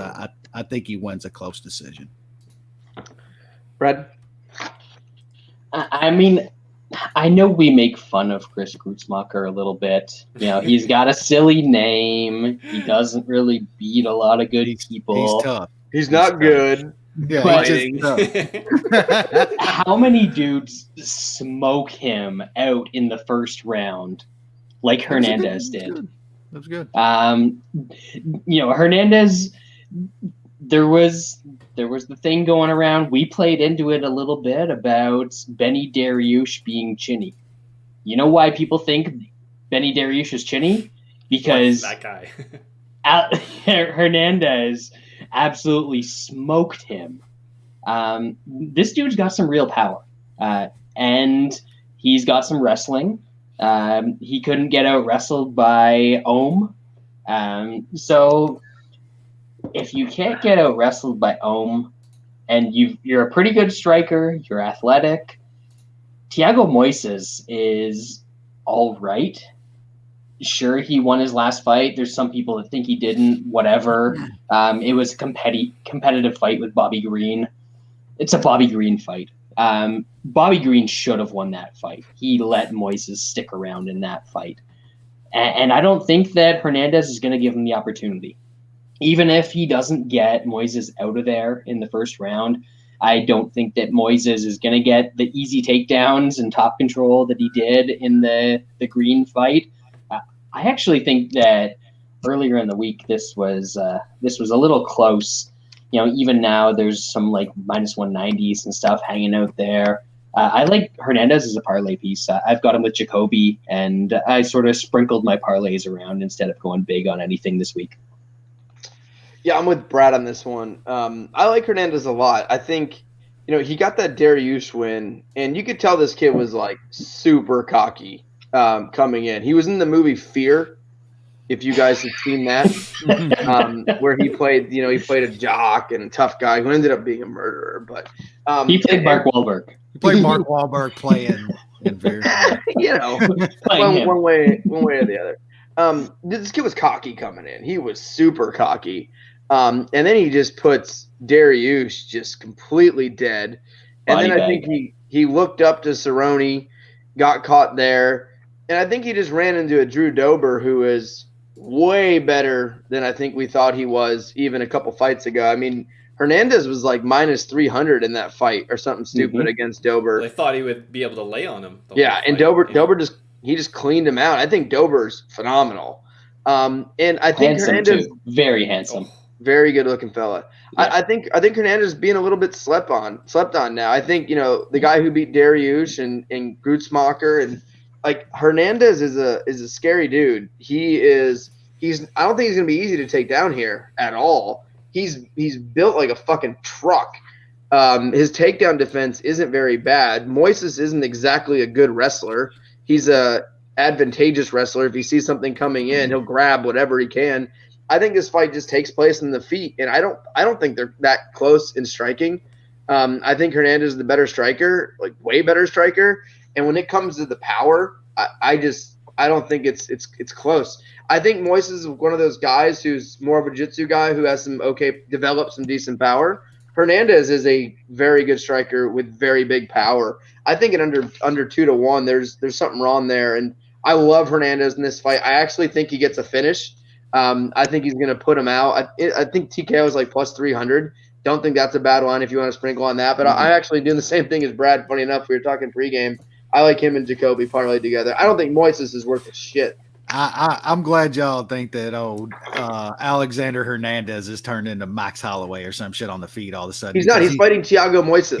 He's not some fucking great fucking technical striker or some shit. He's got power. He's got power. He does have power. He's got power, but at the same time, I like Thiago Moises. I bet Moises against Michael Johnson, and then I watched him get outstruck for the absolute life of him. And Johnson's an alright boxer.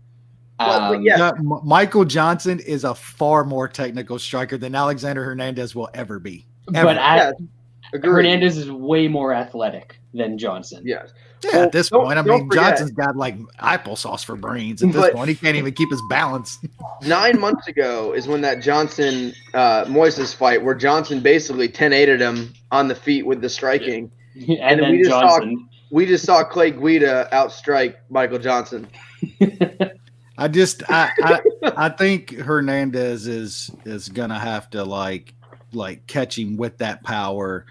The more than he's just gonna outstrike him completely and make him look so bad on the feet. I don't see that. Maybe you're right. If he catches him with something nice, yes, Alexander Hernandez has got serious fucking power. I'm not sure it plays out like that. He's gonna beat on him. Fear is not a factor. Moises beat the two versions of Michael Johnson.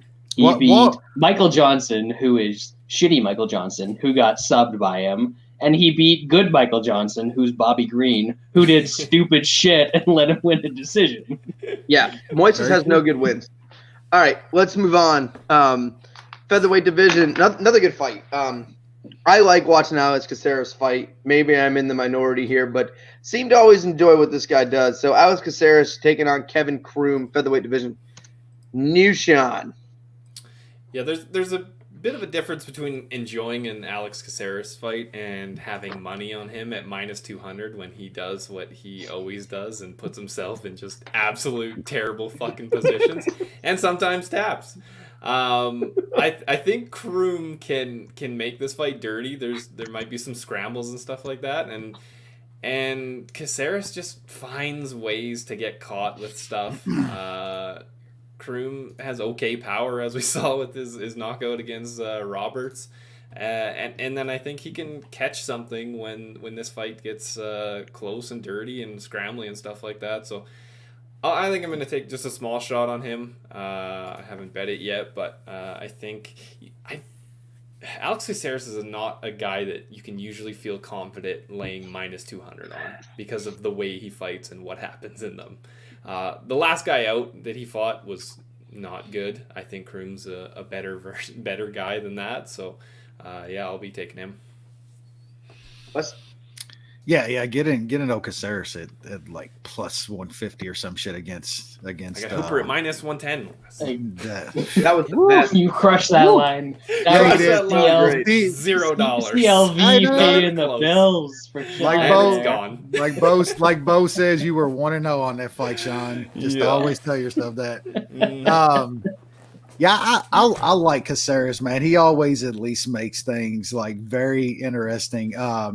But Sean's absolutely right. He's just not the kind of guy that you want to be laying juice on. You want something more close to even or some plus money on Caceres. Now, he has fought like way better over the past couple of years. There's no doubt about that. His game has absolutely evolved. His hands look way better, but still, he's minus 200 here, man. I'm probably gonna take a small shot on Croom. I do think he can grab a sub here. He definitely hits harder than Caceres. But it's just going to be small. I do like the fight doesn't go decision as well. I think this does end up probably getting scrambly and somebody catches something dumb. So I think that's plus money at this point. So small bet on Croom and regular size on fight doesn't go to decision. Dan Tom stopped by. Thiccck Willie fight week, swanging and banging season. Absolutely. He wanted me to. He said me and him were talking after the back Leafs fight on Saturday. He told me to bring up the podcast where I had like 100 comments on Twitter that were like tape study, haha, tape study. And I told him, I was like, it's not about tape study, it's about a tape measure. Our boy Dan Tom's definitely gonna have to go back and listen to the Thiccck Willie breakdown. There was some, definitely good there. There was some good thickness. All right, Brad, what you got here? I have some trivia questions for you guys. Oh shit! All right. So first of all, Kamwela Kirk, Nate Jennerman, Tatsuya Ando. What do these three fighters have in common? Smaller penis than Thiccck Willie. Nate Jimmerman. They fought with one boxing glove. Art Jimmerman. I know. I'm just. Those three guys that you haven't heard of have submitted Kevin Croom in the last 5 years. Jesus Christ! In the last 5 years, not even like a long period of time. So I get it. I can see Croom coming in. I can see him making this a dirty fight and, making Caceres grapple, because we know there's no question that if this stays at range, Caceres is winning this fight. He is absolutely going to piece Kevin Croom up. But Croom knows that too. He's going to get inside. He's going to grapple. And, man, Caceres is sneaky. The only guys that have submitted him in his career are going back like a decade ago to him having no fights, being one of those guys that completely developed through first The Ultimate Fighter and then being in the UFC. And in the last decade, the only people to submit him are Faber, Jason Knight's kind of a weird one, and Kron Gracie. So I don't think Croom's going to come in here and submit him. I think Croom actually has a better chance to win a decision than submitting Caceres in this fight. But Caceres could definitely jump around to his back and catch Croom in something and maybe submit him. So This is a tricky one for me. I don't hate the Croom play. Caceres sub might be worth a look, but this is a trickier fight than people will have you think. I guess I got to pick Caceres. He can win in more ways, but this is tough for me to bet, at least. Yeah, I like this fight. I think this is an interesting fight, and we've been going back and forth pre-show about a consensus. I don't believe we landed on one. I think this was the closest. No, we didn't get there. We're laying it. We're laying it with fucking Jacoby. Remember? Oh, was that the consensus? Tout special. So, okay, yeah, the Touty McTatterson special. We won't claim that bad boy. Yeah, I just think this fight's going to end in a stoppage. I think it's going to be, I think we're going to see Caceres outstrike him at range. He likes to throw those kicks, keep guys at range, be smart about it. And I think at some point it's going to be Croom rushing in or Caceres getting bored and taking this fight to the ground. And I think when that fight gets to the ground, I think we're going to see a finish one or the other. I think it's going to be either Caceres, I think more than likely grabbing a sub, grabbing a neck and getting a finish. He does have some really good submissions, especially when he's on top. Or Croom grabbing something also wouldn't surprise me. And I also wouldn't be surprised if, something gets landed on the feet. I think there's a lot of ways for this fight to finish. Most likely, I would say, is Caceres grabbing a neck and choking him out here. But I just think there's more ways than not, to me, that this fight is going to be finished than not finished. And we're getting doesn't go the distance at plus 135. I think with these guys' track records of not only finishing fights, but also getting finished, and we're getting plus 135 on here, I think it's worth it. So that's my play. I like doesn't go the distance here. Caceres plus 600. That's not terrible. I think that's actually the most likely scenario for this fight. So I might be breaking that thing. I don't bet till Fridays. But this week I have to bet tomorrow because we're leaving Friday morning. Friday 11, 12, something like that. So I'll have my bets out tomorrow. All right. Angela Hill, Ashley Yoder. And, obviously, I'm so over the rematch. It's the remix, baby. Is it a rematch if no one saw the first one? Everybody wants it. Man, I don't know. I'm so over Angela Hill. I went from not liking Angela Hill, then I had this small little time where I was like, for a bit. You did. I like Angela Hill. I can deal with Angela Hill. She's kind of funny. When she wins fights, she actually does try to do things. I was starting to like Angela Hill a little bit. There's not many women's MMA fighters I like. And then she loses 2 fights to decent fighters, right? But she loses 2 fights. And then she's this whole Tisha Torres thing. It's like, we were supposed to fight 9 months ago, and now you ducking me. Bitch, you just lost 2 in a row. Why do you not understand this? Why is this hard to figure out? You just lost 2 in a row. Why do you think that fight's on the table? Is Curtis Blades calling out Stipe this week? Is Stipe ducking Curtis Blades?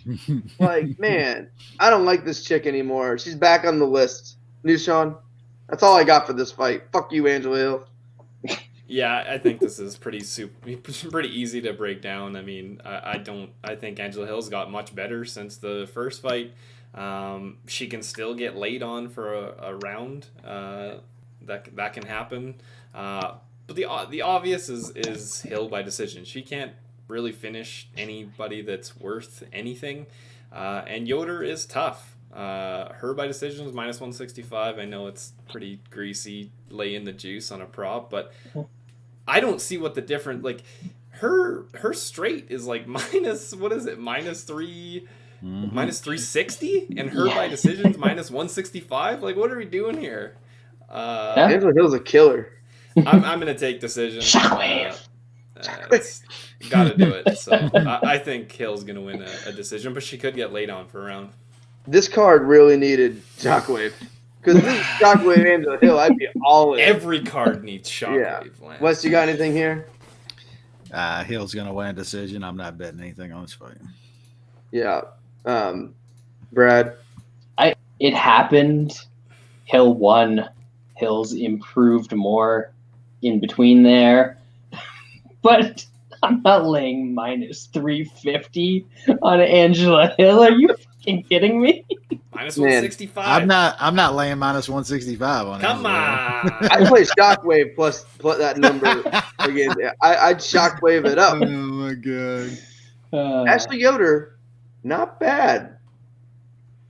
No, Hey, not bad. You know what I did instead of doing a tape study on Ashley Yodel and Miranda Granger? I didn't go back and watch that. I used that time to go to the beer store, get myself a new 2-4, and I'm set to go. I had 9 hours today of work. Putting in work. Of work. Actual work. That you got paid for? No. You got paid for that work? Not hourly. But it's in there Check somewhere. comes. Yeah, the check comes. Yeah. If I didn't work, they also would have paid me, but that's not the point. Yeah. All right. Yeah, I got, like I said, I got nothing here. Good fight here. Right below Montana De La Rosa. We got in the bantamweight division 2 really, really good guys. They got to be top 5, top 10. But not as good as Montana De La Rosa. Bantamweight division, Pedro Munhoz, Jimmy Rivera. Great fight. Nushan? Back-to-back rematches. Everybody wants to fight, Lance. They're knocking at that door. Yeah, this should be a fun fight. I think it stays on the feet. I don't think Munhoz wants to shoot on... I don't think Jimmy Rivera wants to shoot on Pedro Munhoz. And I don't think Pedro Munhoz is going to be able to get Jimmy Rivera down. So it's going to be a striking fight. I think it's going to be fairly close.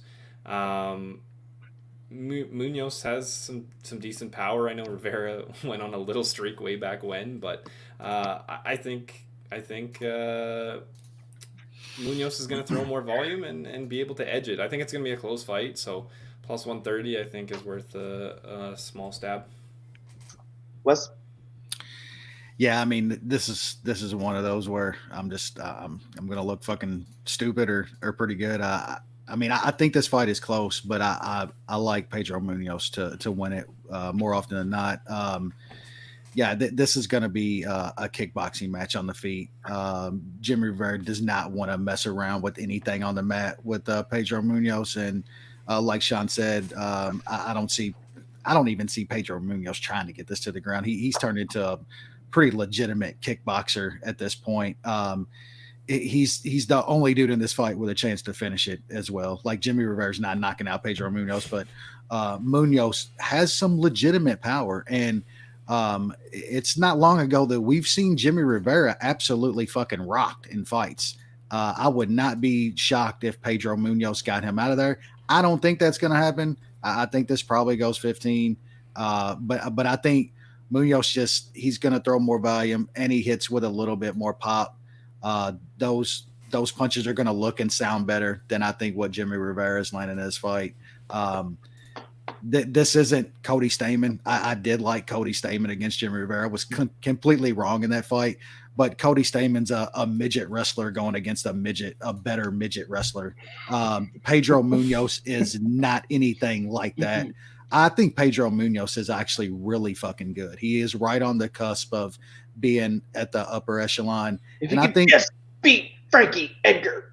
I think Jimmy Rivera is just a level right below those guys. Very, very good, but just not at that elite level. And I think Pedro Munhoz could be there. So I like him here. I got plus 135. I think the plus money here is just that kind of even leans me more to Pedro making a bigger bet, because I think it should be closer to even, or maybe him slightly favored. So Pedro Munhoz is my biggest bet on the card. It's that time of the card where I have to plug in my laptop. Oh God. Next fight is going to be that time of the card where I have to go take a piss. So we're getting to that point. It's crazy putting that card on the main. I don't see it. Usually you can find an angle while they put these horrible. This fight could be a main event. Like literally, this Pedro Munhoz Rivera fight could be a main event. This is a great fight. Yeah, it is. Great fight. I wish this fight was 5 rounds, because these two guys deserve 5 rounds. And we just talked about the last one is a rematch. This is a rematch as well. I think Pedro Munhoz has improved more since their first fight than Jimmy Rivera. Jimmy Rivera has always been like that wrestle boxer. You know, he'll take a guy down if he's a better striker. He'll strike if he's the better. He'll take a guy down if the other guy's the better striker, and he'll strike if the other guy's a better wrestler or better submissions or whatever. I'm not sure that Jimmy Rivera is either in this fight. He did well against Peter Yan. That was probably his best career performance, but he also got hurt a shitload of times in that fight. And Pedro Munhoz's thing is he has absolutely maximized the skills that he brings to the cage. He has a great guillotine, absolutely elite guillotine. Rather than defend takedowns, he's just like, yo, you can shoot on me if you want. I've got this guillotine. And to back that up, he throws a million strikes. He just keeps throwing shit. That's his strategy. He's like, I'm going to throw strikes. We talked earlier about Dustin Jacoby throwing calf kicks. Munhoz throws a shitload of calf kicks too. I hate him, but in this sense, it makes sense for what he wants to do. So he throws a ton of strikes, and he's daring you to shoot on him, and he can wrap up that guillotine. And I think against Rivera isn't super high volume for a bantamweight, so I can see Munhoz just landing more strikes and winning a decision here. I think it's less likely that Rivera shoots in and gets trapped in a guillotine, but this is a super close fight. I think it probably goes to decision. I lean a bit towards Munhoz, but haven't bet it yet. I think that there's a lot of people on Rivera, and this line might get a bit bigger before fight time. So first, a comment from our boy George Johnstone. Angela Hill's grandfather was the first alien abduction. This is fact. That is not a joke. It makes sense now. I saw this like a couple of years ago. Someone posted about it. Her grandfather was literally the like if you go to the Wikipedia page and you look at stuff, it's the first like publicized alien abduction. So good seed there. When was this? Like 50s? 60s. Mm-hmm. Cool. That's good content. First alien abduction. George, I appreciate you doing the fun facts like this. I know you were throwing out the props, and you got some good props on there for a while, but I like the fun facts. He's giving out the props. He's going for crypto now. Yeah, that's right. No, that's good. I'm going for another beer. I'll be back. Lance is going to pick Munhoz. Jimmy Rivera, low key, one of the top 5 most boring fighters in the UFC. You don't think of that when you think of the men's bantamweight division. That's a fast division. Almost everyone in that division is fun. This is a guy who never wrestles very often, but he's still super boring because he used to wrestle a little bit. Now I feel like he's just on the feet, 15 minutes of boring. That's just Jimmy Rivera. He doesn't have power. He doesn't have any finishing skills whatsoever. He likes to circle a lot. He likes to stick and move a lot. He doesn't throw anything with power. He doesn't try to get guys out of there. He circles, jab, right? Like, it's very, very boring, very, very simple.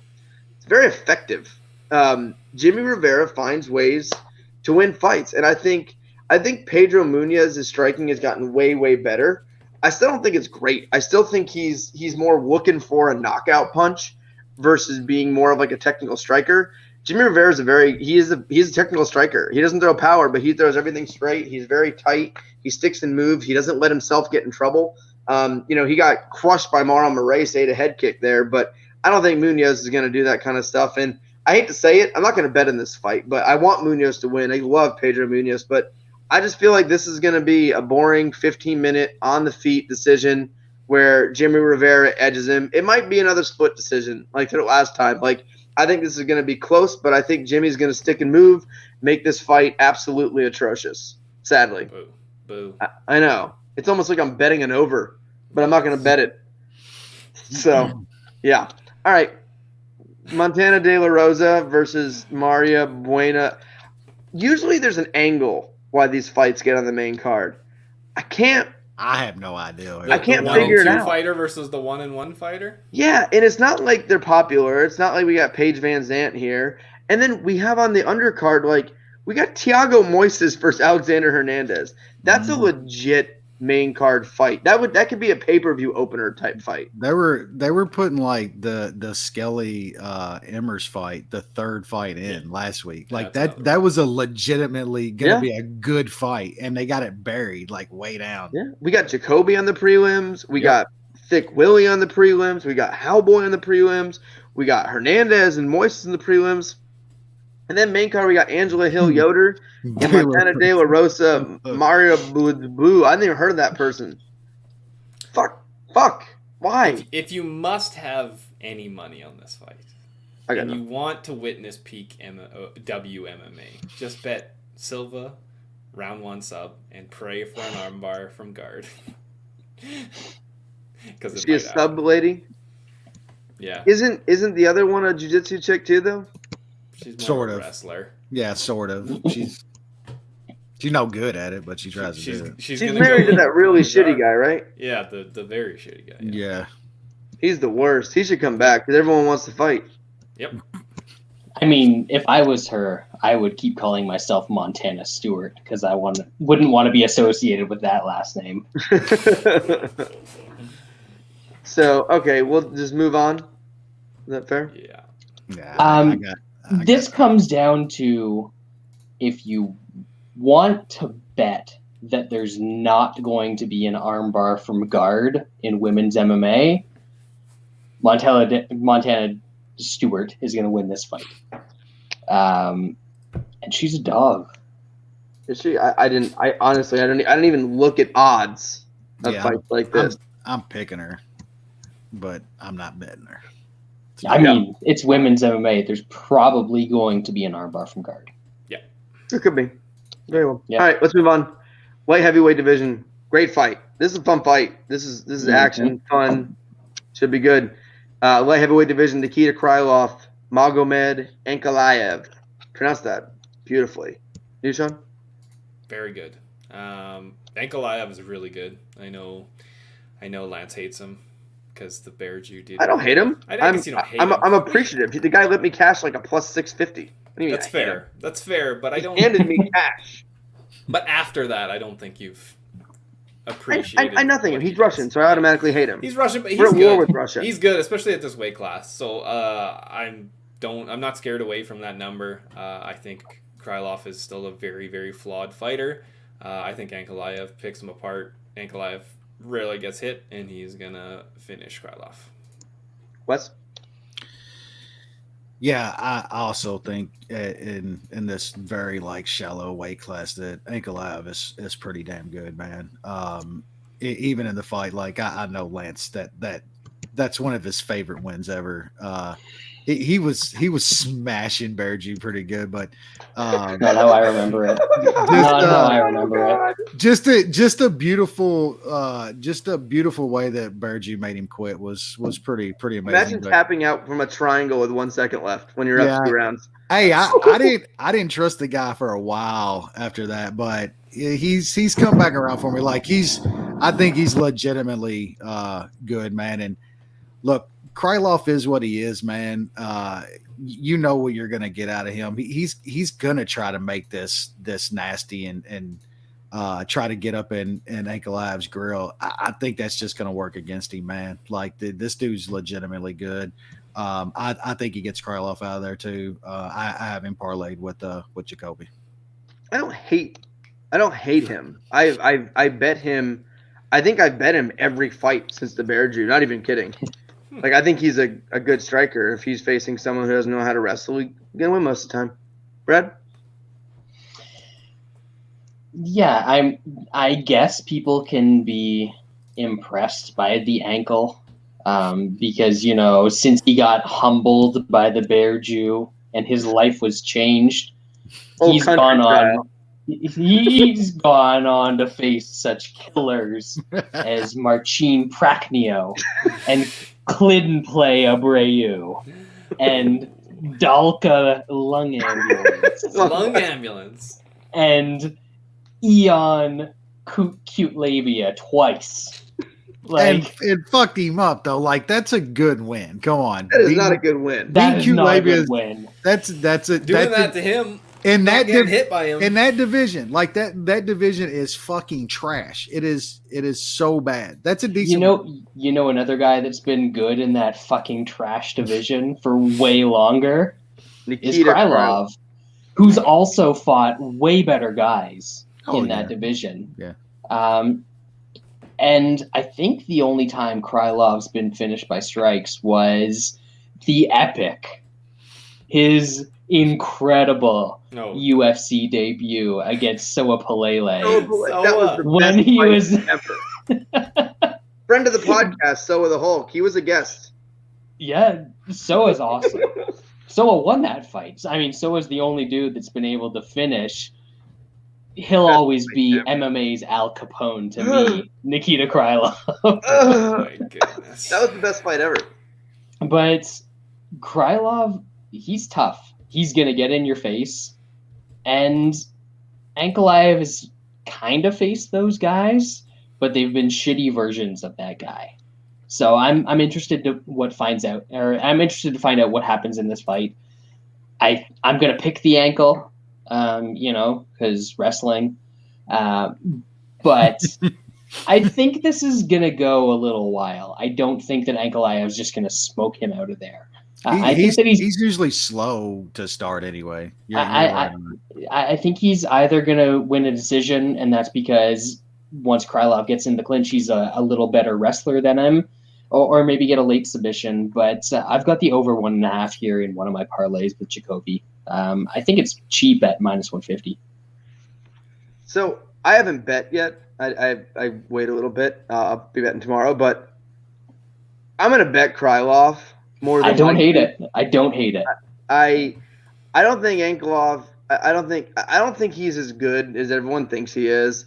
And the game plan we saw in Krylov's last fight against Johnny Walker, I think is going to be the game plan here.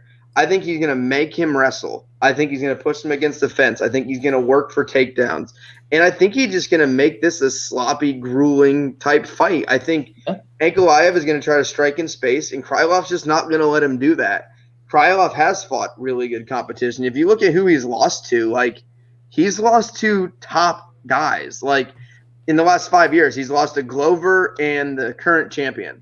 Those are his losses. He's fought top tier guys, and he's one fight since, right?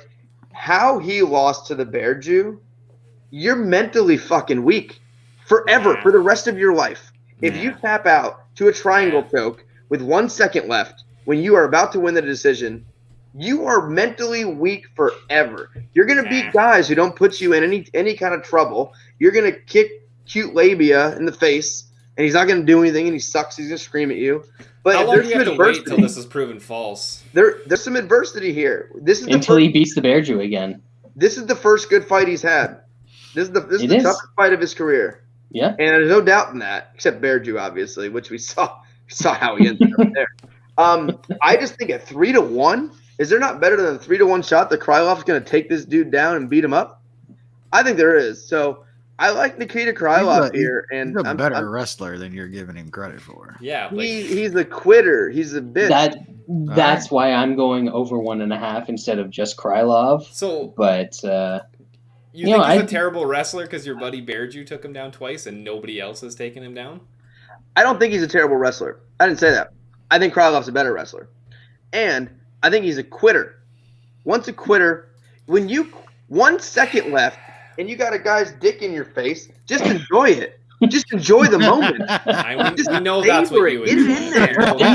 We know hold on. Maybe you can tap out if that's Thiccck Willie just shoving the jumbo Pringles can in there. You're gagging at that point. Yeah, exactly. You're saying that's Bear Jew's acceptable. Small or what? But we're talking about the Bear Jew. He's had some trimming done. Oh God. Yeah, I think. I don't know. I can't think of another fighter on the roster that would tap in that situation. I can't think of a fighter. I don't tap in that situation. How do you tap in that situation? That's going to be there forever. And I think this is going to be he hasn't faced adversity in the UFC since that fight. And he's fighting a tough guy. And 3-1, I think you're forcing. If this was plus 150, I wouldn't be doing this. But 3-1. I don't know how I don't take a stabby here. All right, let's move on. Not a bad last two here. Heavyweight division: Rozenstruik, Gane, Gane, Gane, Gane. Any of those work? Infinite G. That's his nickname. He's Infinite G because there's so many ways to pronounce his name. I don't think I like this guy. I don't like him. I don't like him. He is French. He's French. Yeah. Didn't I fade a French guy last week? Who was that? Imavov. Yes, idiot. The Complete French, moron. the French Russian. Oh, I don't want to punch you in the face anymore, Hogs. I better lose the fight instead. He chose to lose the fight versus punch him in the face anymore because he felt bad. Come on, French people. New Sean. I've been horrible at betting main events probably for like 6 months now. I don't know. I don't know what it is. Heavyweight main events, particularly. Especially heavyweights. Maybe stop parlaying favorites on every main event that's ever happened. Well, I'm not. I don't know if I'm going to touch this one. It's hard to know how good Gane is. He's beat a bunch of shitty fighters, or a washed old guy, or a guy that he's just way more athletic than. Rozenstruik he's all right. I mean, he has big power. I don't think I'm too worried about Gane taking down Rozenstruik, but I guess it could happen.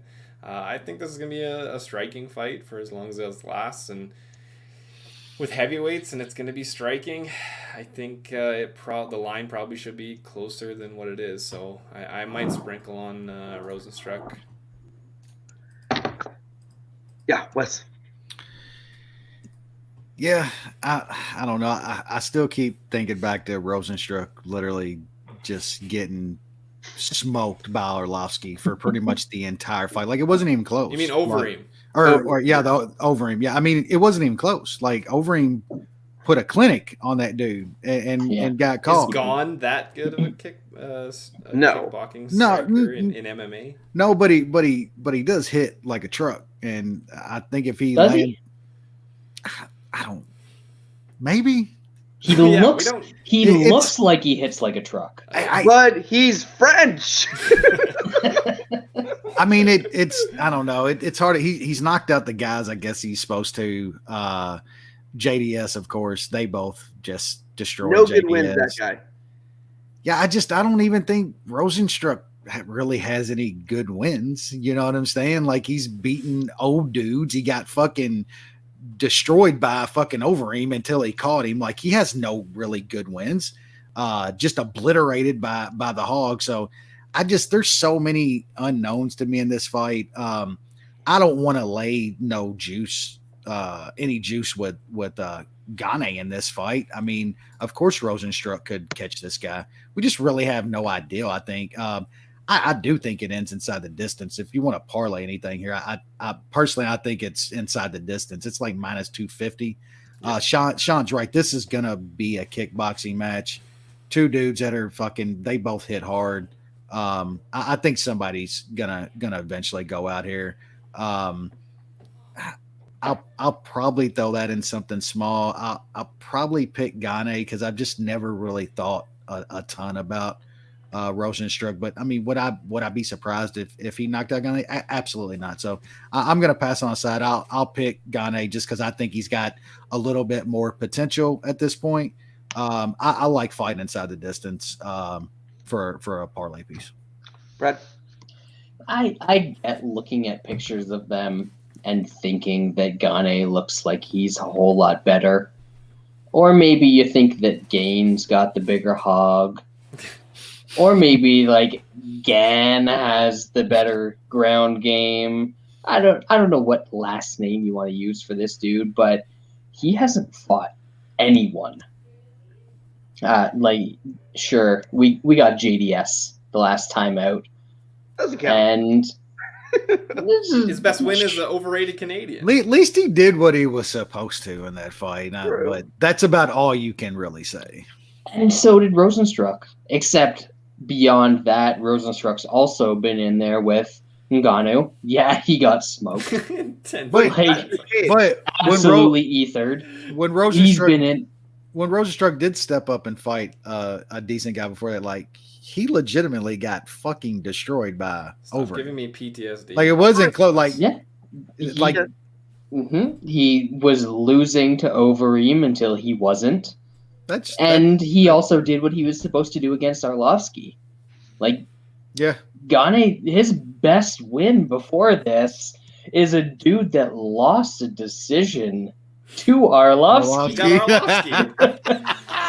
Like, that's the win that people are like, oh, he put it all together in that one, folks. Yeah. So I think we're getting shitty Derek Lewis in Rozenstruik, who, obviously Jewzinho Rozenstruik, Black Jew, obviously. I think there's auto bet. I think there's something there, man. Gane hasn't been in any real fights, and when there's a dude that's gonna be there in front of him for 25 minutes, that's a threat to knock him out for all 25 minutes, and you get plus 315, I think I saw on Rozenstruik by KO in 25 minutes, I might have to take a shot on that. This seems like a repeat of last week. One guy is absolutely the way more skilled guy, but the other guy can end it at any moment. So I'll probably take the shot on Rozenstruik by TKO. 2 in a row. Yeah, I'm with Brad here. This is actually the only fight I already bet. I had a bunch of free bets. BetMGM just literally just gives me money all the time. I just get notifications every 50 minutes, hey, here's $25. Sorry for the outage yesterday. I'm like, oh, outage, okay. Yeah. They're like, oh, here's $10. Here's $10 there. It starts adding up. Where the last week I got $75 of free bets. I'm just like, okay, I guess I'll just throw this here and there, and so I get all these kind of free bets now with all this Tennessee betting shit, which is great. So I went ahead and took all the free bets and put them on my boy Rozenstruik. I mean, this is a French dude versus an African warrior. Do you need to go any deeper? Both guys have some power. Gane obviously has the better grappling skills, and maybe he'll try to take him down. I don't know. I think it's on the feet, honestly, for most of it. And we got an African warrior versus a French fella. A French fella. We see what French people do. They feel bad when they punch you. That's why he went for a heel hook on Dontel Mays. You're going to trust a heavyweight guy who's supposed to be the striker who's dropping down for heel hooks? Give me a break. This dude's not legit. I just don't think he is. I mean, I know he's looked the part against, Tanner Boser and Dontel Mays and Rafael Pezoa. And Czech Congo looked the part at one point, too. Yeah. 82-year-old. This is a lot. This is Czech Congo, 82-year-old JDS. I know this guy's got just a killer list of guys, but Rozenstruik, yes, the Overeem fight, he was getting his ass whooped there. I was not happy with that result, but he was in there with a guy like Overeem, right? He finished Overeem. He was in there Arlovsky. He finished Arlovsky. He got in there with Ngannou. The competition level is you got a guy who's been fighting legit, top 5, top 10 guys versus Rafael Pezoa, whatever that guy's name is. And plus 315 on TKO. And it's kind of with the Beast, it's he got a puncher's chance, man. He has and I think, when you look at, take away my love for Derek Lewis and just Derek Lewis doing Derek Lewis thing. Rozenstruik's a way better striker than Lewis. Oh yeah, yeah. I think Gane not even close. Gane is about 50 times worse than Curtis Blades. So I'm getting plus 315 on a guy who knocks everyone out, usually early, against a guy who I don't believe in. So just like the last fight, I think this is a must bet here. I think Wes, you were saying I think one of these guys get finished. Fuck, plus 300 on the guy that's got a coin flip chance. I think Rozenstruik is almost a must bet here in a situation like this. Big step up for Gane, main event, new to him. Rozenstruik's already had a main event. He's already had these big fights. Gane hasn't. This is a whole new experience for little French pussy. I wouldn't be surprised if they're starting the fight and this dude's hiding under his chair. Yeah. Where's Gane? That's the new move. He's in a bunker, hiding. He's waving the flag. I'm out. We do just jiu-jitsu. So I like Rozenstruik here, but overall, pretty good card here. I think it'll be an enjoyable one. I think there's some great fights this weekend.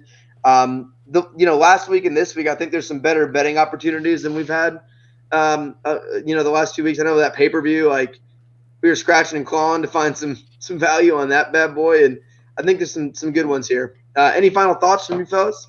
Next week's card's pretty ridiculous. Let's just pray it stays together for the most part. Yep, I need it. I need it to get there, man. I ain't getting my money. I don't look forward. That's the like 3 title fight, crazy right? card. Yeah. We're like, hey, you get Joe B even money against Askar. As soon if I don't lose all of my money on this card, which is a real possibility, because I lost a lot of it last card.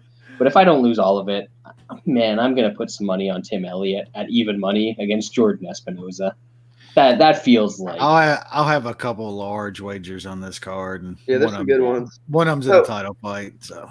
I know one of them. Yeah, absolutely. I agree with you, Wes. Jan Blachowicz, the Polish hammer, is absolutely. It's not that one. He's gonna hop in that clinch and he's gonna ragdoll that small African child in the main event. That's gonna be fun. I'm slightly worried about Izzy in that fight, just a little bit. You got this little skinny cunt, as he likes to say, fighting the skinny good cunt. This is a man versus a guy who plays Dance Dance Revolution on the weekends. Yeah, that's my breakdown here. Yeah. And this card is on paper top of the line. This card next week is outrageous, top to bottom, prelims, everything. I buy most UFC pay-per-views. I will not be buying this pay-per-view. Izzy, this is Glover's fight. Yeah. It might be Glover's fight. We don't know that. It might be. I want Izzy to tear both his ACLs, maybe an Achilles tendon this week. Something really horrifying. And then we'll get a real title fight. That's what I want. Grow like another titty at your back or something. Make it spasm. Yeah. Be a good cunt, Izzy. Isn't Glover's showing up and making weight? Oh yeah, right? he's the villain. Yeah, hell yeah. This is stupid. The funny thing is, like Izzy, Jan, whatever. Okay, I don't really care. I'll watch it. It's interesting, I guess. But how fucking hyped would we be if you get my? I bet Wes would buy the pay-per-view if Glover was fighting next week. I might. I couldn't be like 45 seconds behind on that one. Like, could you imagine the analysis on Glover title shot fight week? He would dominate. That's the sad part. He would fucking murder Jan. We know what would happen. We know what would happen. We get plus 200 on it too. We get 200. Jan would hurt him. Fucking be on top of him. Glover. Get off me. Mount. Wop, wop, wop. Title. I mean, we know. Hey, we need it. There's your tape. It's been foretold. Come on, COVID. Come on, COVID. Yeah, for once in your fucking existence. So, do something good. Glover would do some things to your boy Izzy. He would do some things. That's a man versus a boy there. That's an old-ass man in his garage yelling at my porch. Izzy better pray. He better pray that he doesn't hurt Glover in that fight. If he hurts Glover in that fight, we know what happens. Izzy catches a head kick, drops him, goes in for the kill. Glover's like, got you now. He's like, flipped. He's like, Izzy's like coming down to throw the punch when Glover's half out, and he's like, arm drag. Oh yeah, looking up. I got you where I want you now. As he's on his way down, Glover's sweeping the air to get on top of him. He's already in the sweep before Izzy's down landing the punch. Oh god, we need something to happen. Yep. Glover versus either of those guys. Oh man, like it needs to happen. But I appreciate everyone listening this week. We always appreciate you guys listening. We have fun with this. I hope you guys have a little bit of fun too. So enjoy the fights. Good luck this weekend, and we'll see you next week.